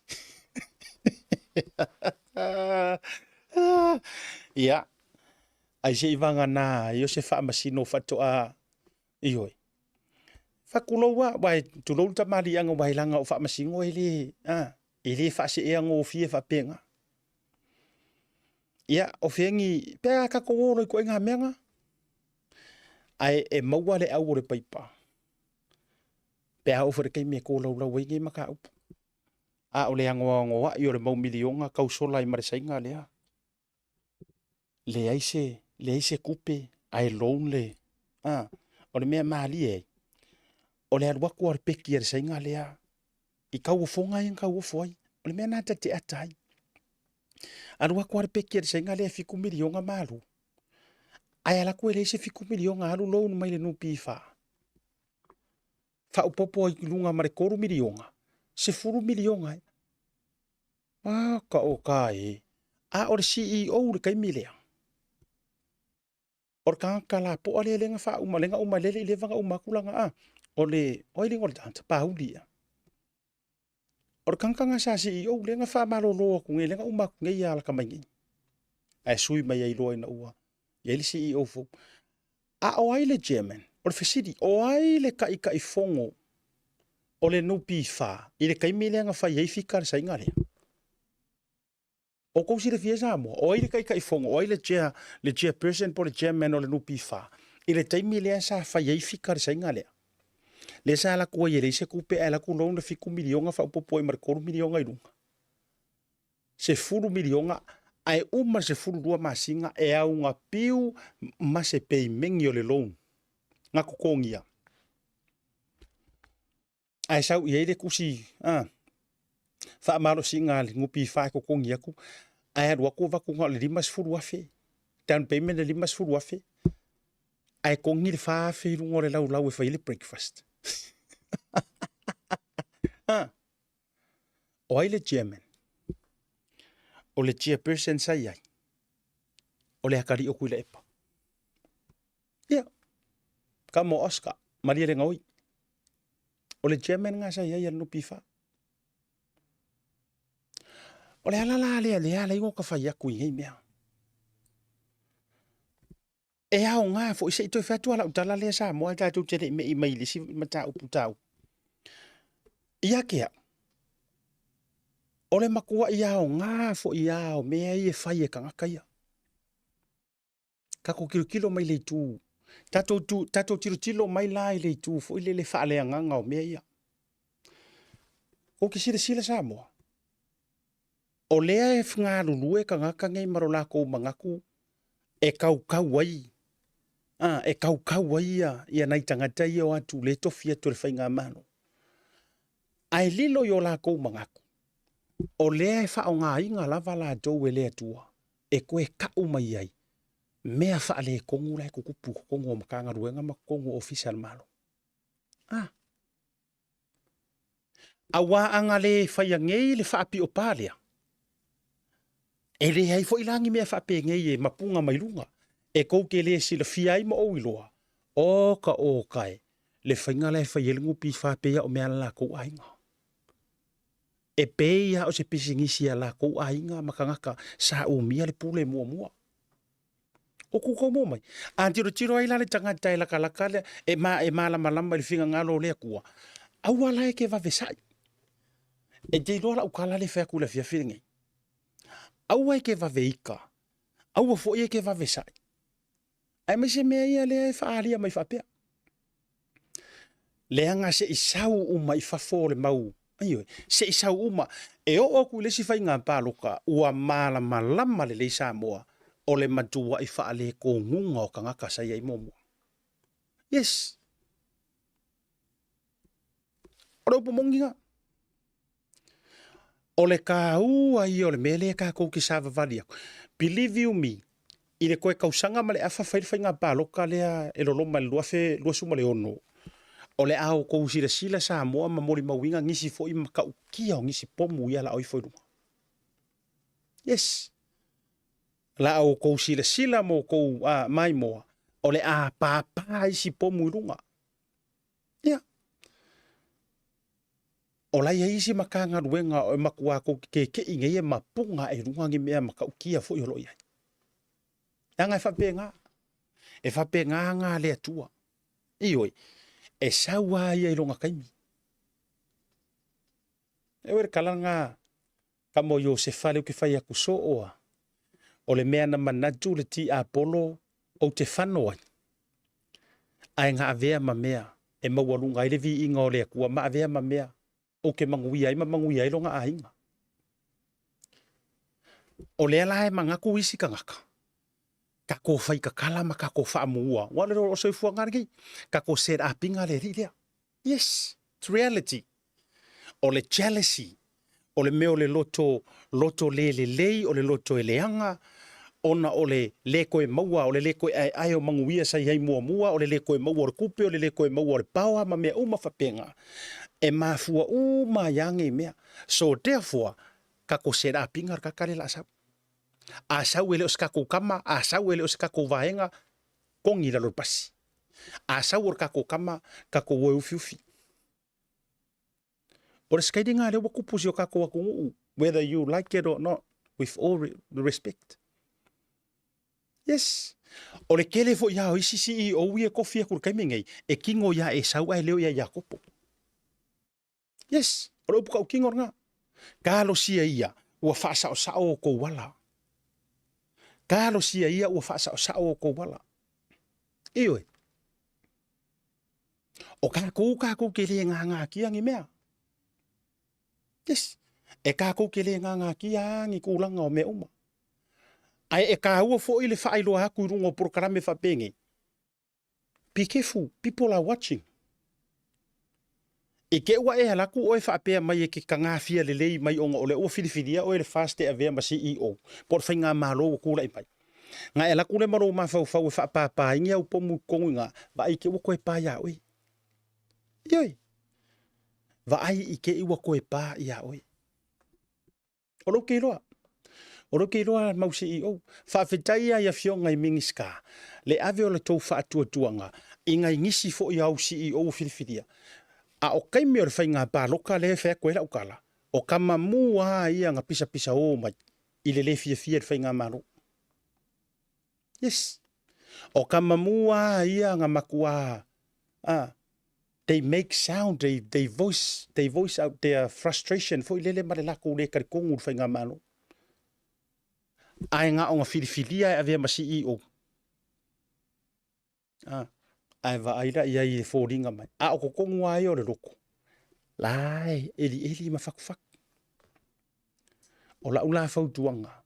Lea wa avea le keisa le ngupi wha. Ma whaata i ta inga le i o ringi mea. O le keisi le ngupi wha.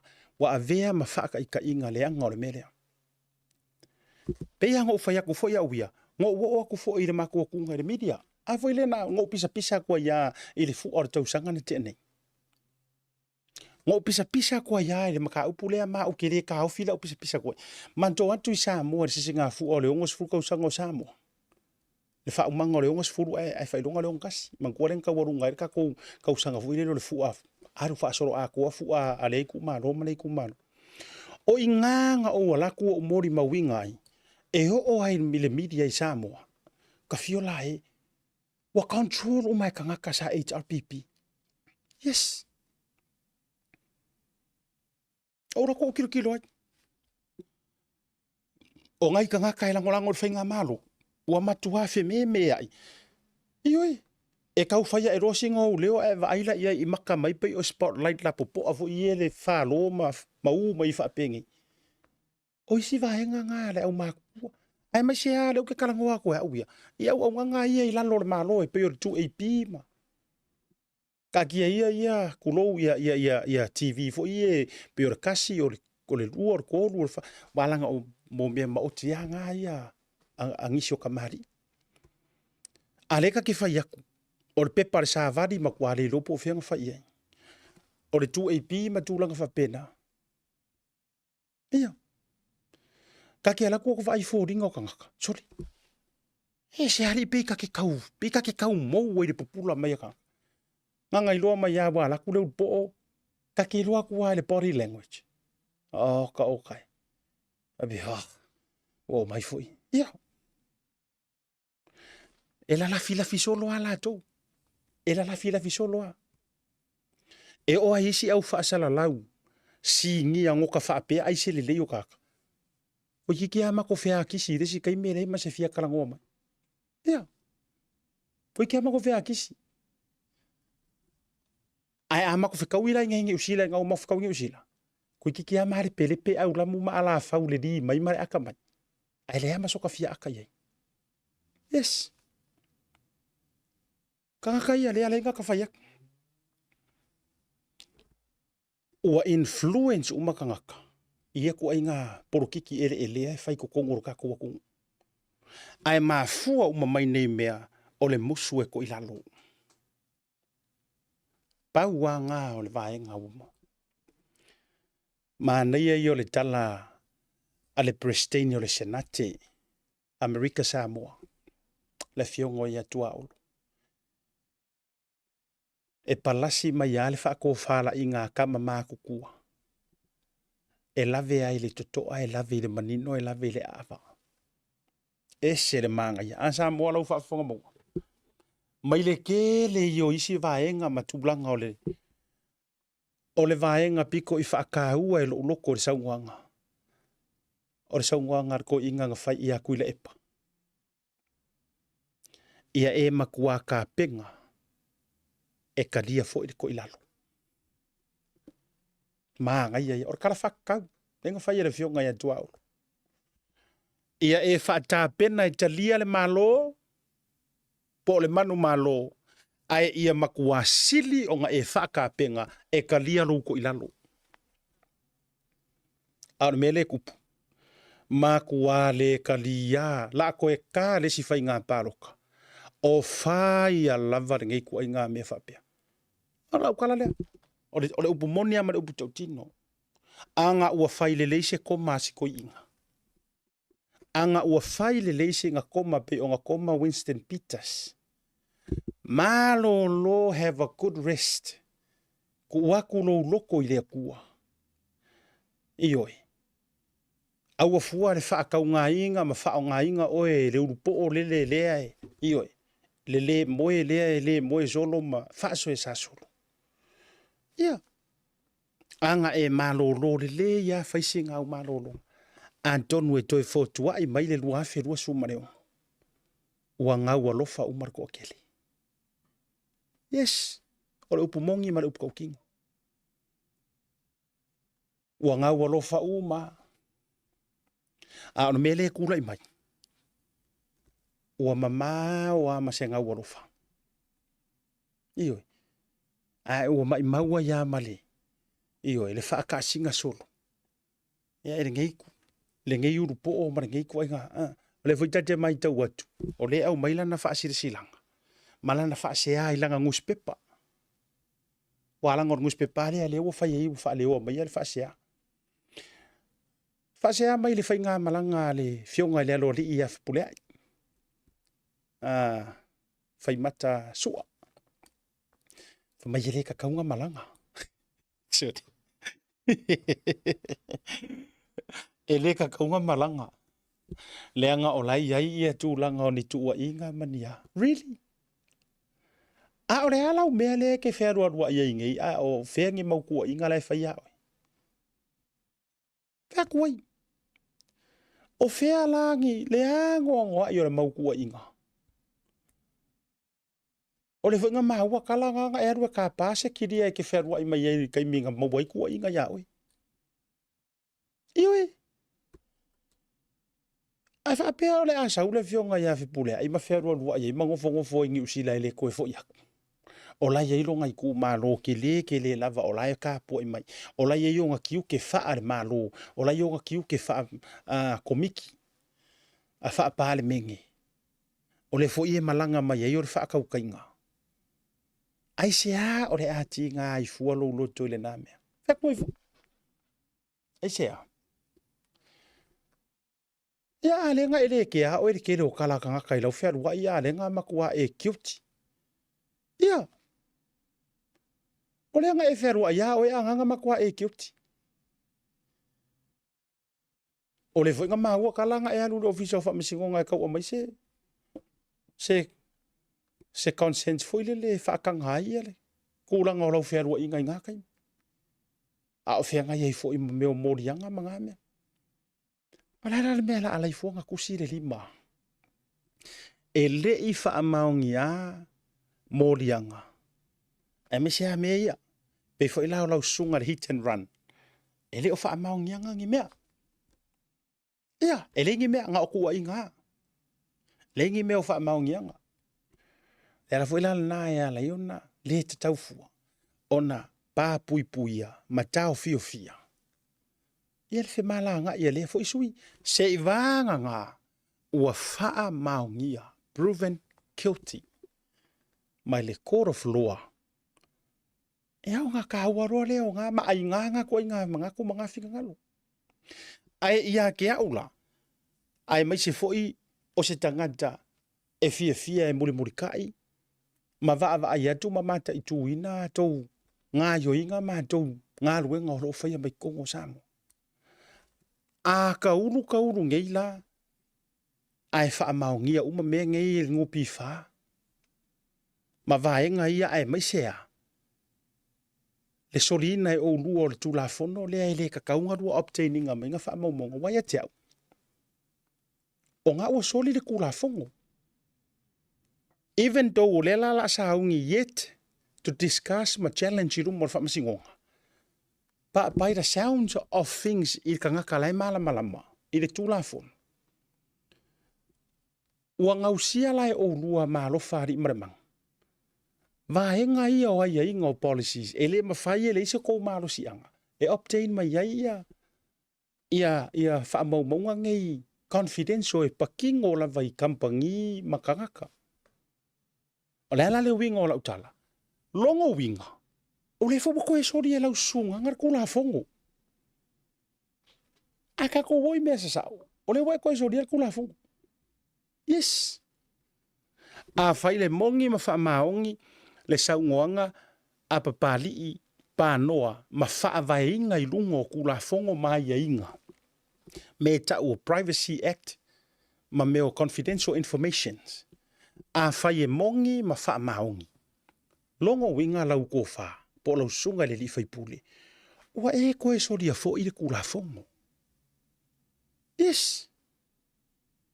Which is saying, a ave la maka upunge o le a ave testi rumo le whamasingonga. Wa le fo I maua tala ngau e sa ngua la ave fo I lau su o a umanga mau mea uma. Ia o ngau le a fitawa I su ngai, o le a saure si su pingi ma le si su. Nga o le su le mea le la akupunge. Ia. Ai a faila I whaamaumaunga ngei e le eise court order. Pe a whapea o le sa ngua mai papali I panoa. E malama according I longa malama I le tula fono vaenga neima information ngai. I whainga ono no ngā tupi. Ngā o le lua vaenga I mawhainga e obtaining ngai. Information whape ngai. First, ngā o se ora whaatonunga wha le tula fono e au mai e whaamsingo por kula fongo. Ma le longa rua o se whaakanganga. Consent. E au mai e tangata I e onga information si e wako ka ngofi publish. Ma public. A uma e ngei la ngei mea e whaamaongia e le ai se malo si anga or komiki whaapale menge o kupi. E la kouke obtaining ngai information ngei straight away e au ngoa ma mea ngei e lua. Order and consent. Longo winga wako e sori fo I lau sunga nga le sikula fongo sori. Nga o mea sori ya mea ye. Nga o mea sori. Yes. O ai la le fia e ka sori mea. Yeah. O ai le sori mea le ia ngai. Ya le nga. Fetu ai fo ila te tala. Nga o le ke le o le mea sori ma mea Ya, ma se fai akula kakala. I vaenga ia. Ele ua lava ia la ia mea a whaamaongia waka kaunga a whaamawai. Ai whaamata e urufia I se anganga ke fia whaamawai. O le fisiri kau kinga o le challenge la ngai waku. Whaamata e ongo urufia la lo fina ngalo. E ke whaamawai pe a whaamaongia mai a mea. Iwi. Pe o le mea ua papatu. O le mea ua papatu. Ma papa kia. Ua makua. Papa lava ile mawhai ile koe kadianga se isi mea. Ioi. Awai paungar koe ngā mawhau e o I mea whapea. Ewa ia mā kou ngiu sila. Mo tangata malama le whaaporokiki o ka ngaka e alo lofa ma whaamaongi ka ngaka lau kele. Ai maise o lako ka mari anga. Ngā o ngā sasi a whaamawai. Step down. Ngā o ngā sese a step down. Avele avango ele si ngā ke whaawawinga. Wala pe fo.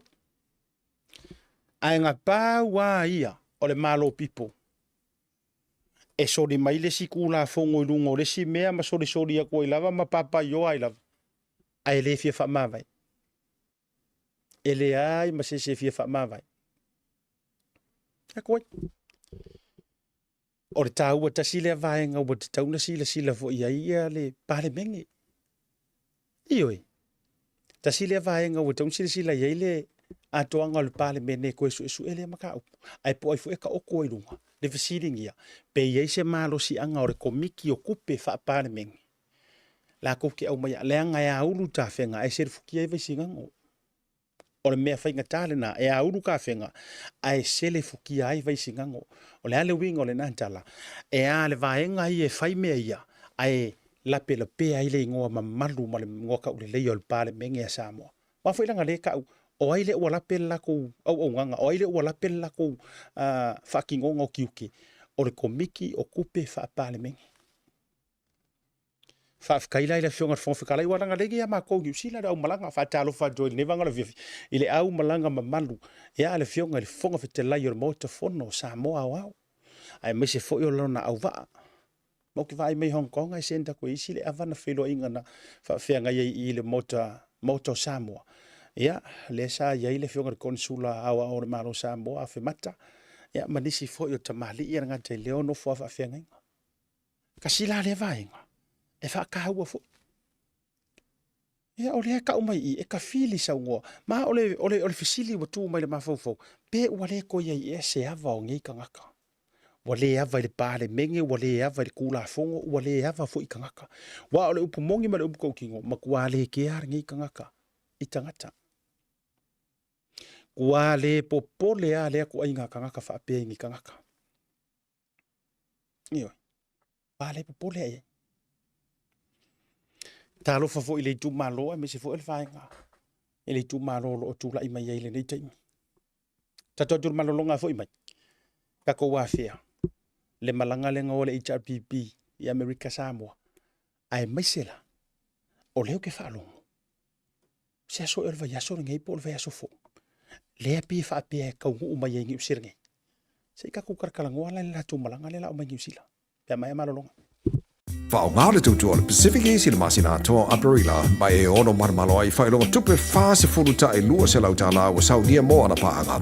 E lua se furu whailonga mo Samoa, lua se furu whailonga tupe mo i tātou i New Zealand nei, e se ina whailonga se fulu i vai aso te tasi. Olo whanga solo pele whapitoa nao ne lima tala e tongi e lafoi le tupe whaonga i le Pacific East mobile app. Olo avano fo le direct transfer lafoi o tupe i le telefoni pe ati posi sa mai lau se leni i le tātou account ai inga whapitoa.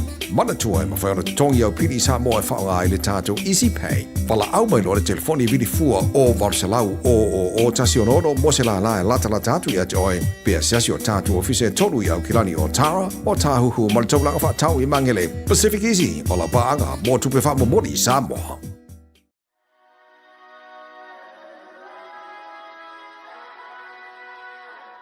O le talavivia mo e sa mo le antulu pele ua tatala ina nei au kilani ni usila mo le taimi mua le ofisa o le kompania le SMI ua mawhaia nei loa o na whaia oka mo mauta malawa raka te lea o whalisa ma whale titele i si o tātou o tiro i Samoa e tau lantu le lantu lai au kilani nei. Mo le fausi e no whale, whaatotonga i no whale e te baua o malava i le unanga a le SMI i mangele.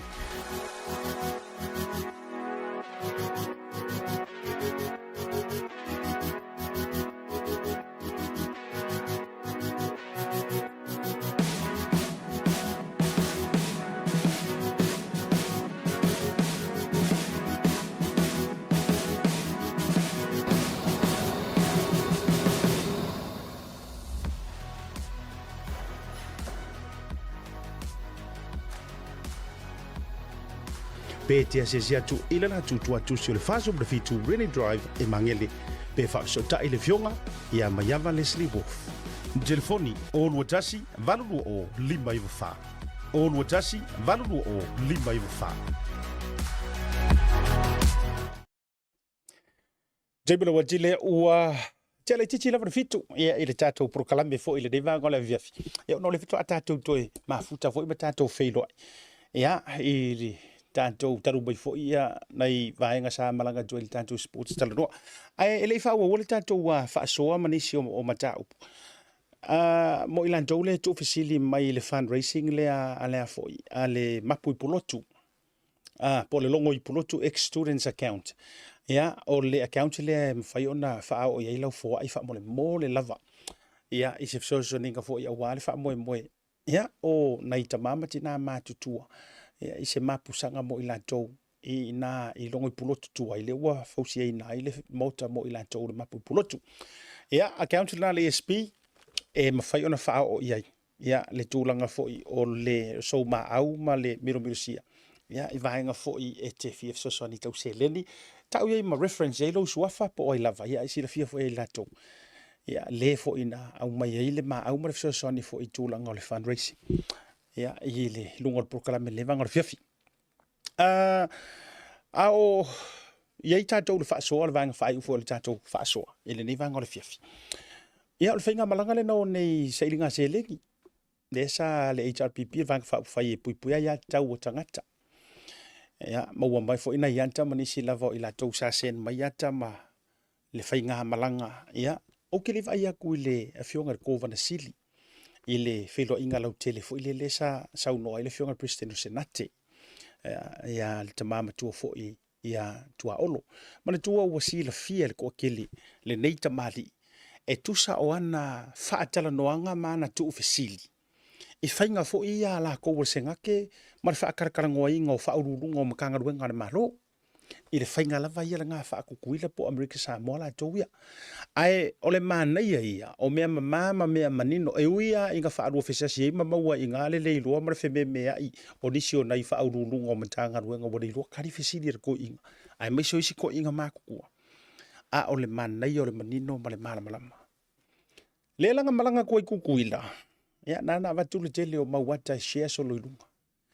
a ore saungoanga ole manai ia ole ano liu ore saunoanga ma le ute ole fa moenga ole saunoanga o fea ngaku uainga i mea ila aso kuila epa o puia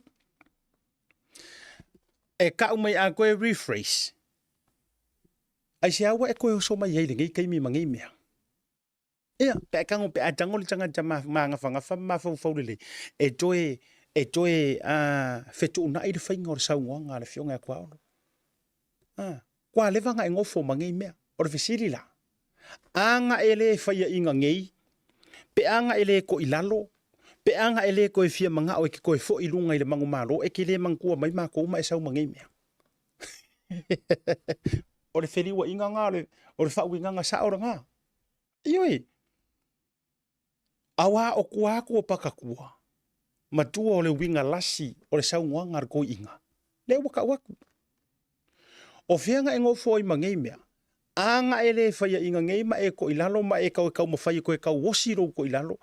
E te le toe o mai. Le fea ko hila ukala. Anga le kukupu ngei ma e ai sa e maua le mangu malo, sa e kui makangi olo, sa e ku le kainga, sa e ku le foe, sa e umia le paua, sa e pule au au. Nga e mangkua mai mako.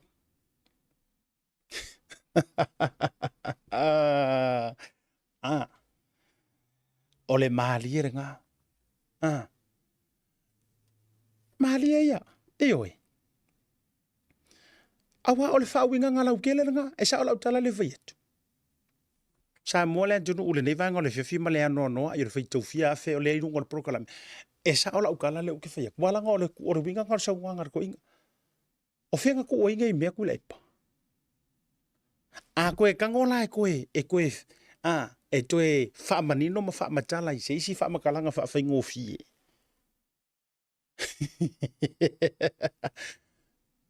Anga le mua lo lima e kapakapa mailo ya mako. A o kaiminga e se e iai.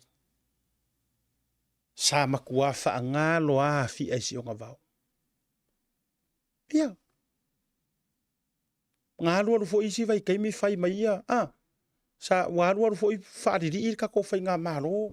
Whawhai ngā kāmea mō kukuila. Ia. Pe ngā lua rufo i. Whai mai pe mika o leo mai ea maa ea ngā mea. O re ka ua i o re kalanga ngā whai eriko inga. O re ka ua ia. E wha ka ua ia o tau e whai makai kai. Aua le eia uru kua ngai ka isi. E ta ua. E le ngaka fo ila o re kalanga ku usa o re kai kai o re kua ngai wa sa avea makai kai re kele o kausanga. Ai e foku wa i fo ingisi o kai kai o ro kai kai ke mingi mangisi o kai kai a muri. Aua nge i maua ula fuki aua nge ai uru kua ngai ka isi. Aua nge i wha angalo le alofa. E ngai wha pe ngale rungo se kako wa mio. Nga manga o ai nga ia mangu malo sauroi kuri vai.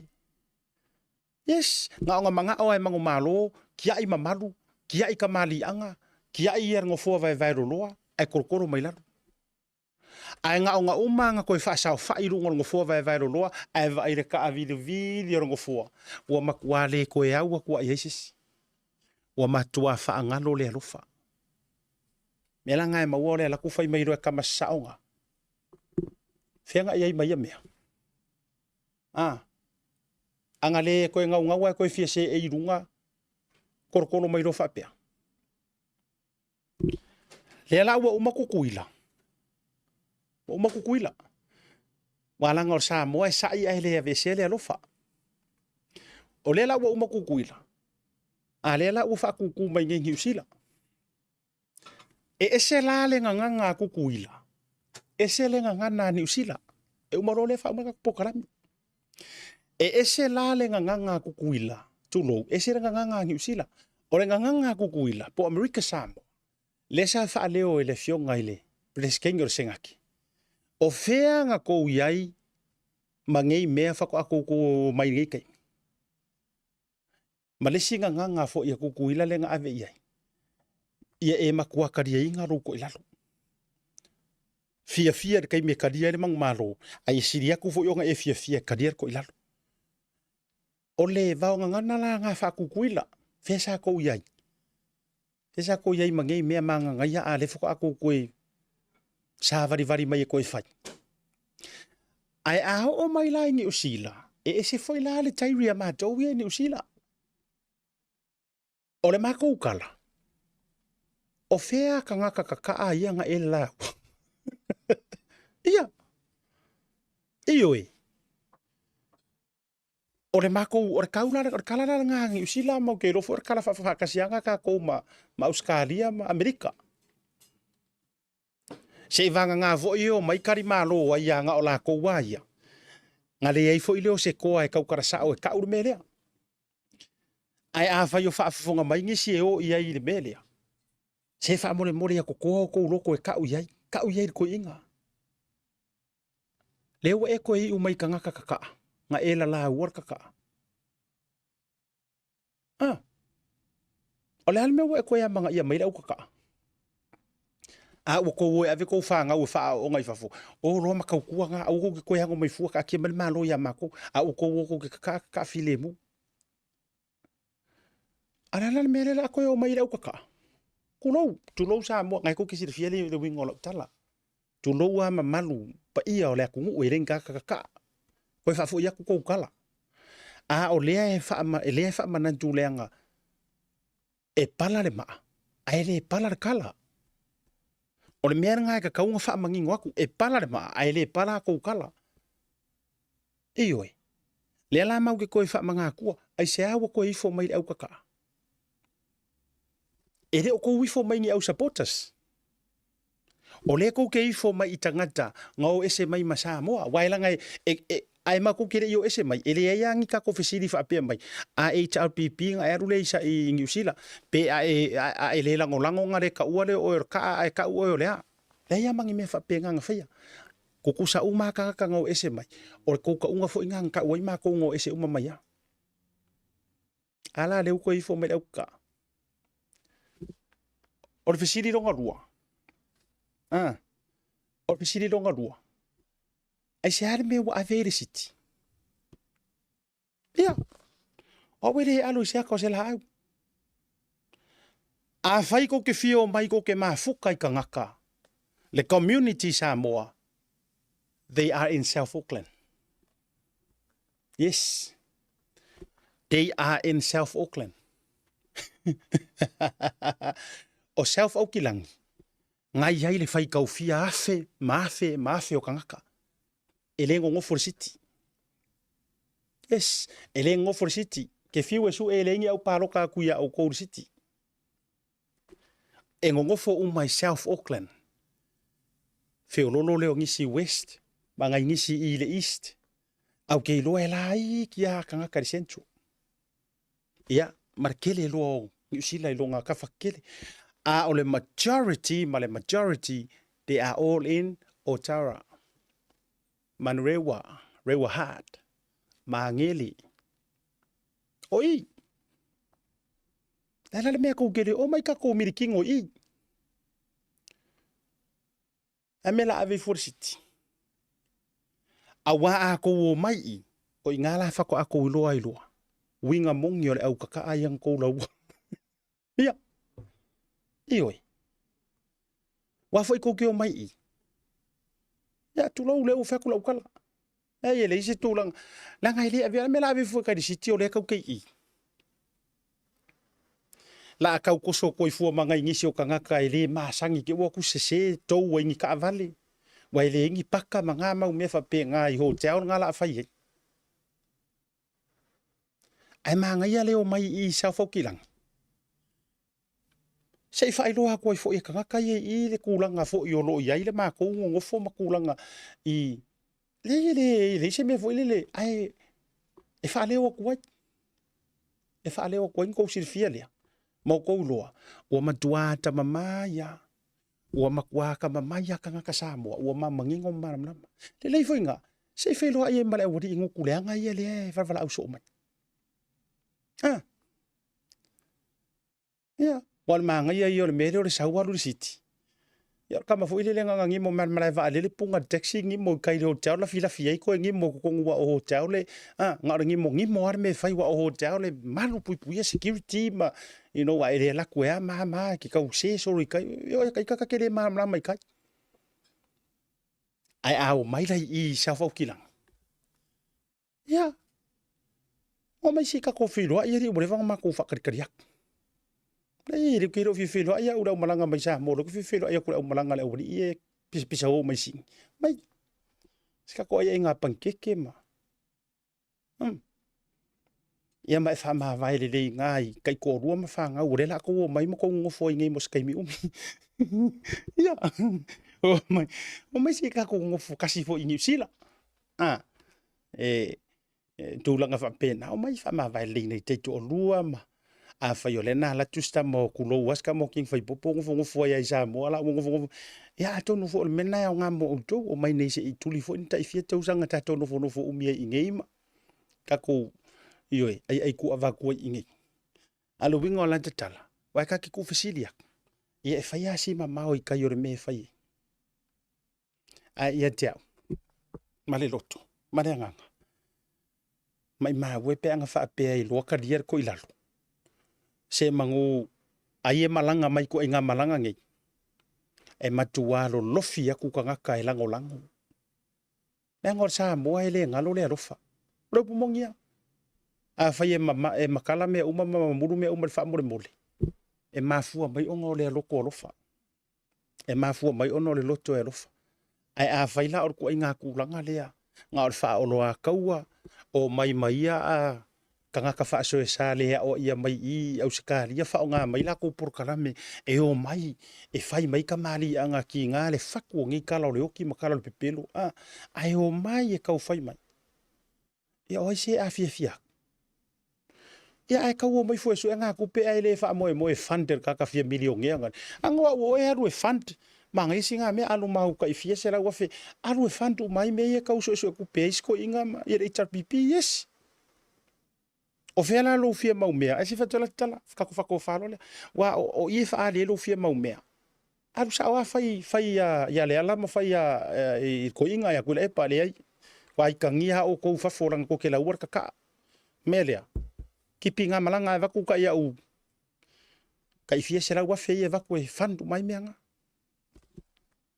si dia ku nga ya al mele nga le mo over o mai fa sa le ma vo fo ma lo vale ya a ifia pa lo vale ai aru le ki o nga si deng fa ngo fa pena mo o to uma ifia pa lo vale ya or kamala o le va ngo nge la wa ka kala pa lo vale le ki o nga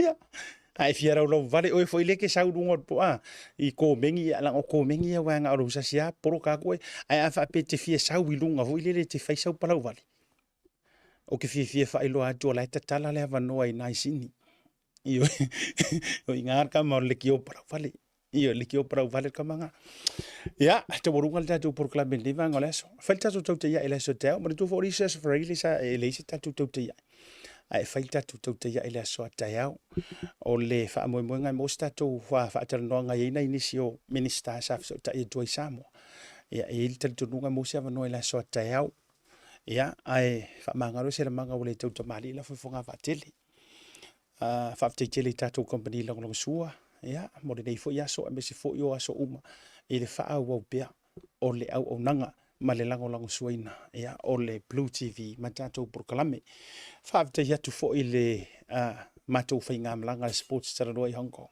ia ma nei fo i le atunu ia e uia i le taulau le wha moe o le tatou te tofi tupate le a whaina o le malanga ia le tatou sports taranoa mo le benefiti lava ia o le tatou proklame e o e maua leva noa e tapua ia i le au pe ke kapua i mamao pe kapua i lakalaka ale au nga i o wha moe e o le malanga le tatou o whainga ruenga ina ia wha lau tele le tūlanga o le au unanga ia tūlanga fo le tautuaina o le tatou tunu i ta'alonga ai o le le fiafi Samoa ia si iro tatou wa ayuta malingi ki munga e mantu o kilani tō wha tau o lo tele savili ma o lo ia ila pata inga o tūlanga o matangi ma lo losi a matou ni usila ma o kilani e wha iloa tuai foi ina ia tā pena ia iro tātou kuturu.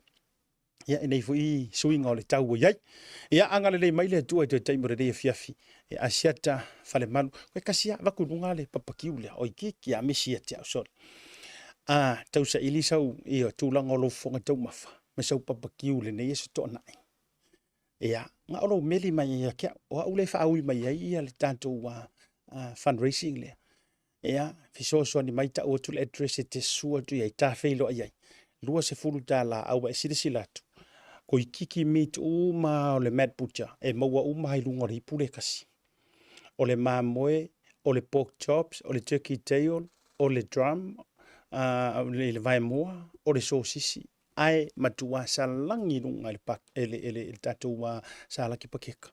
Na o le lua se fulu ta la. Se e koe maua se ipu whapenge, i le kaimi ngai kaun kāsoi fuanga. Ngā o reu rupo o ai ke mauai. Ioi, e te leo so sa o lai o i le vahenga lai te hui mai a teo. E na mauai na ia lea o le pa ule mo e lua se fulu tala. I le aso to anai nei. E mwhainga kiri vak, whainga moli aku. Ia e pe o le taua o lou susu mai mai tala au mai. Ia tate whaatalofa. Ia ma vatu fu. Ia mwhamakalau kia o isi o story maali o Hong Kong. Walanga ia uia ori. Ia o mea fo ia ele o sira fier ko kele.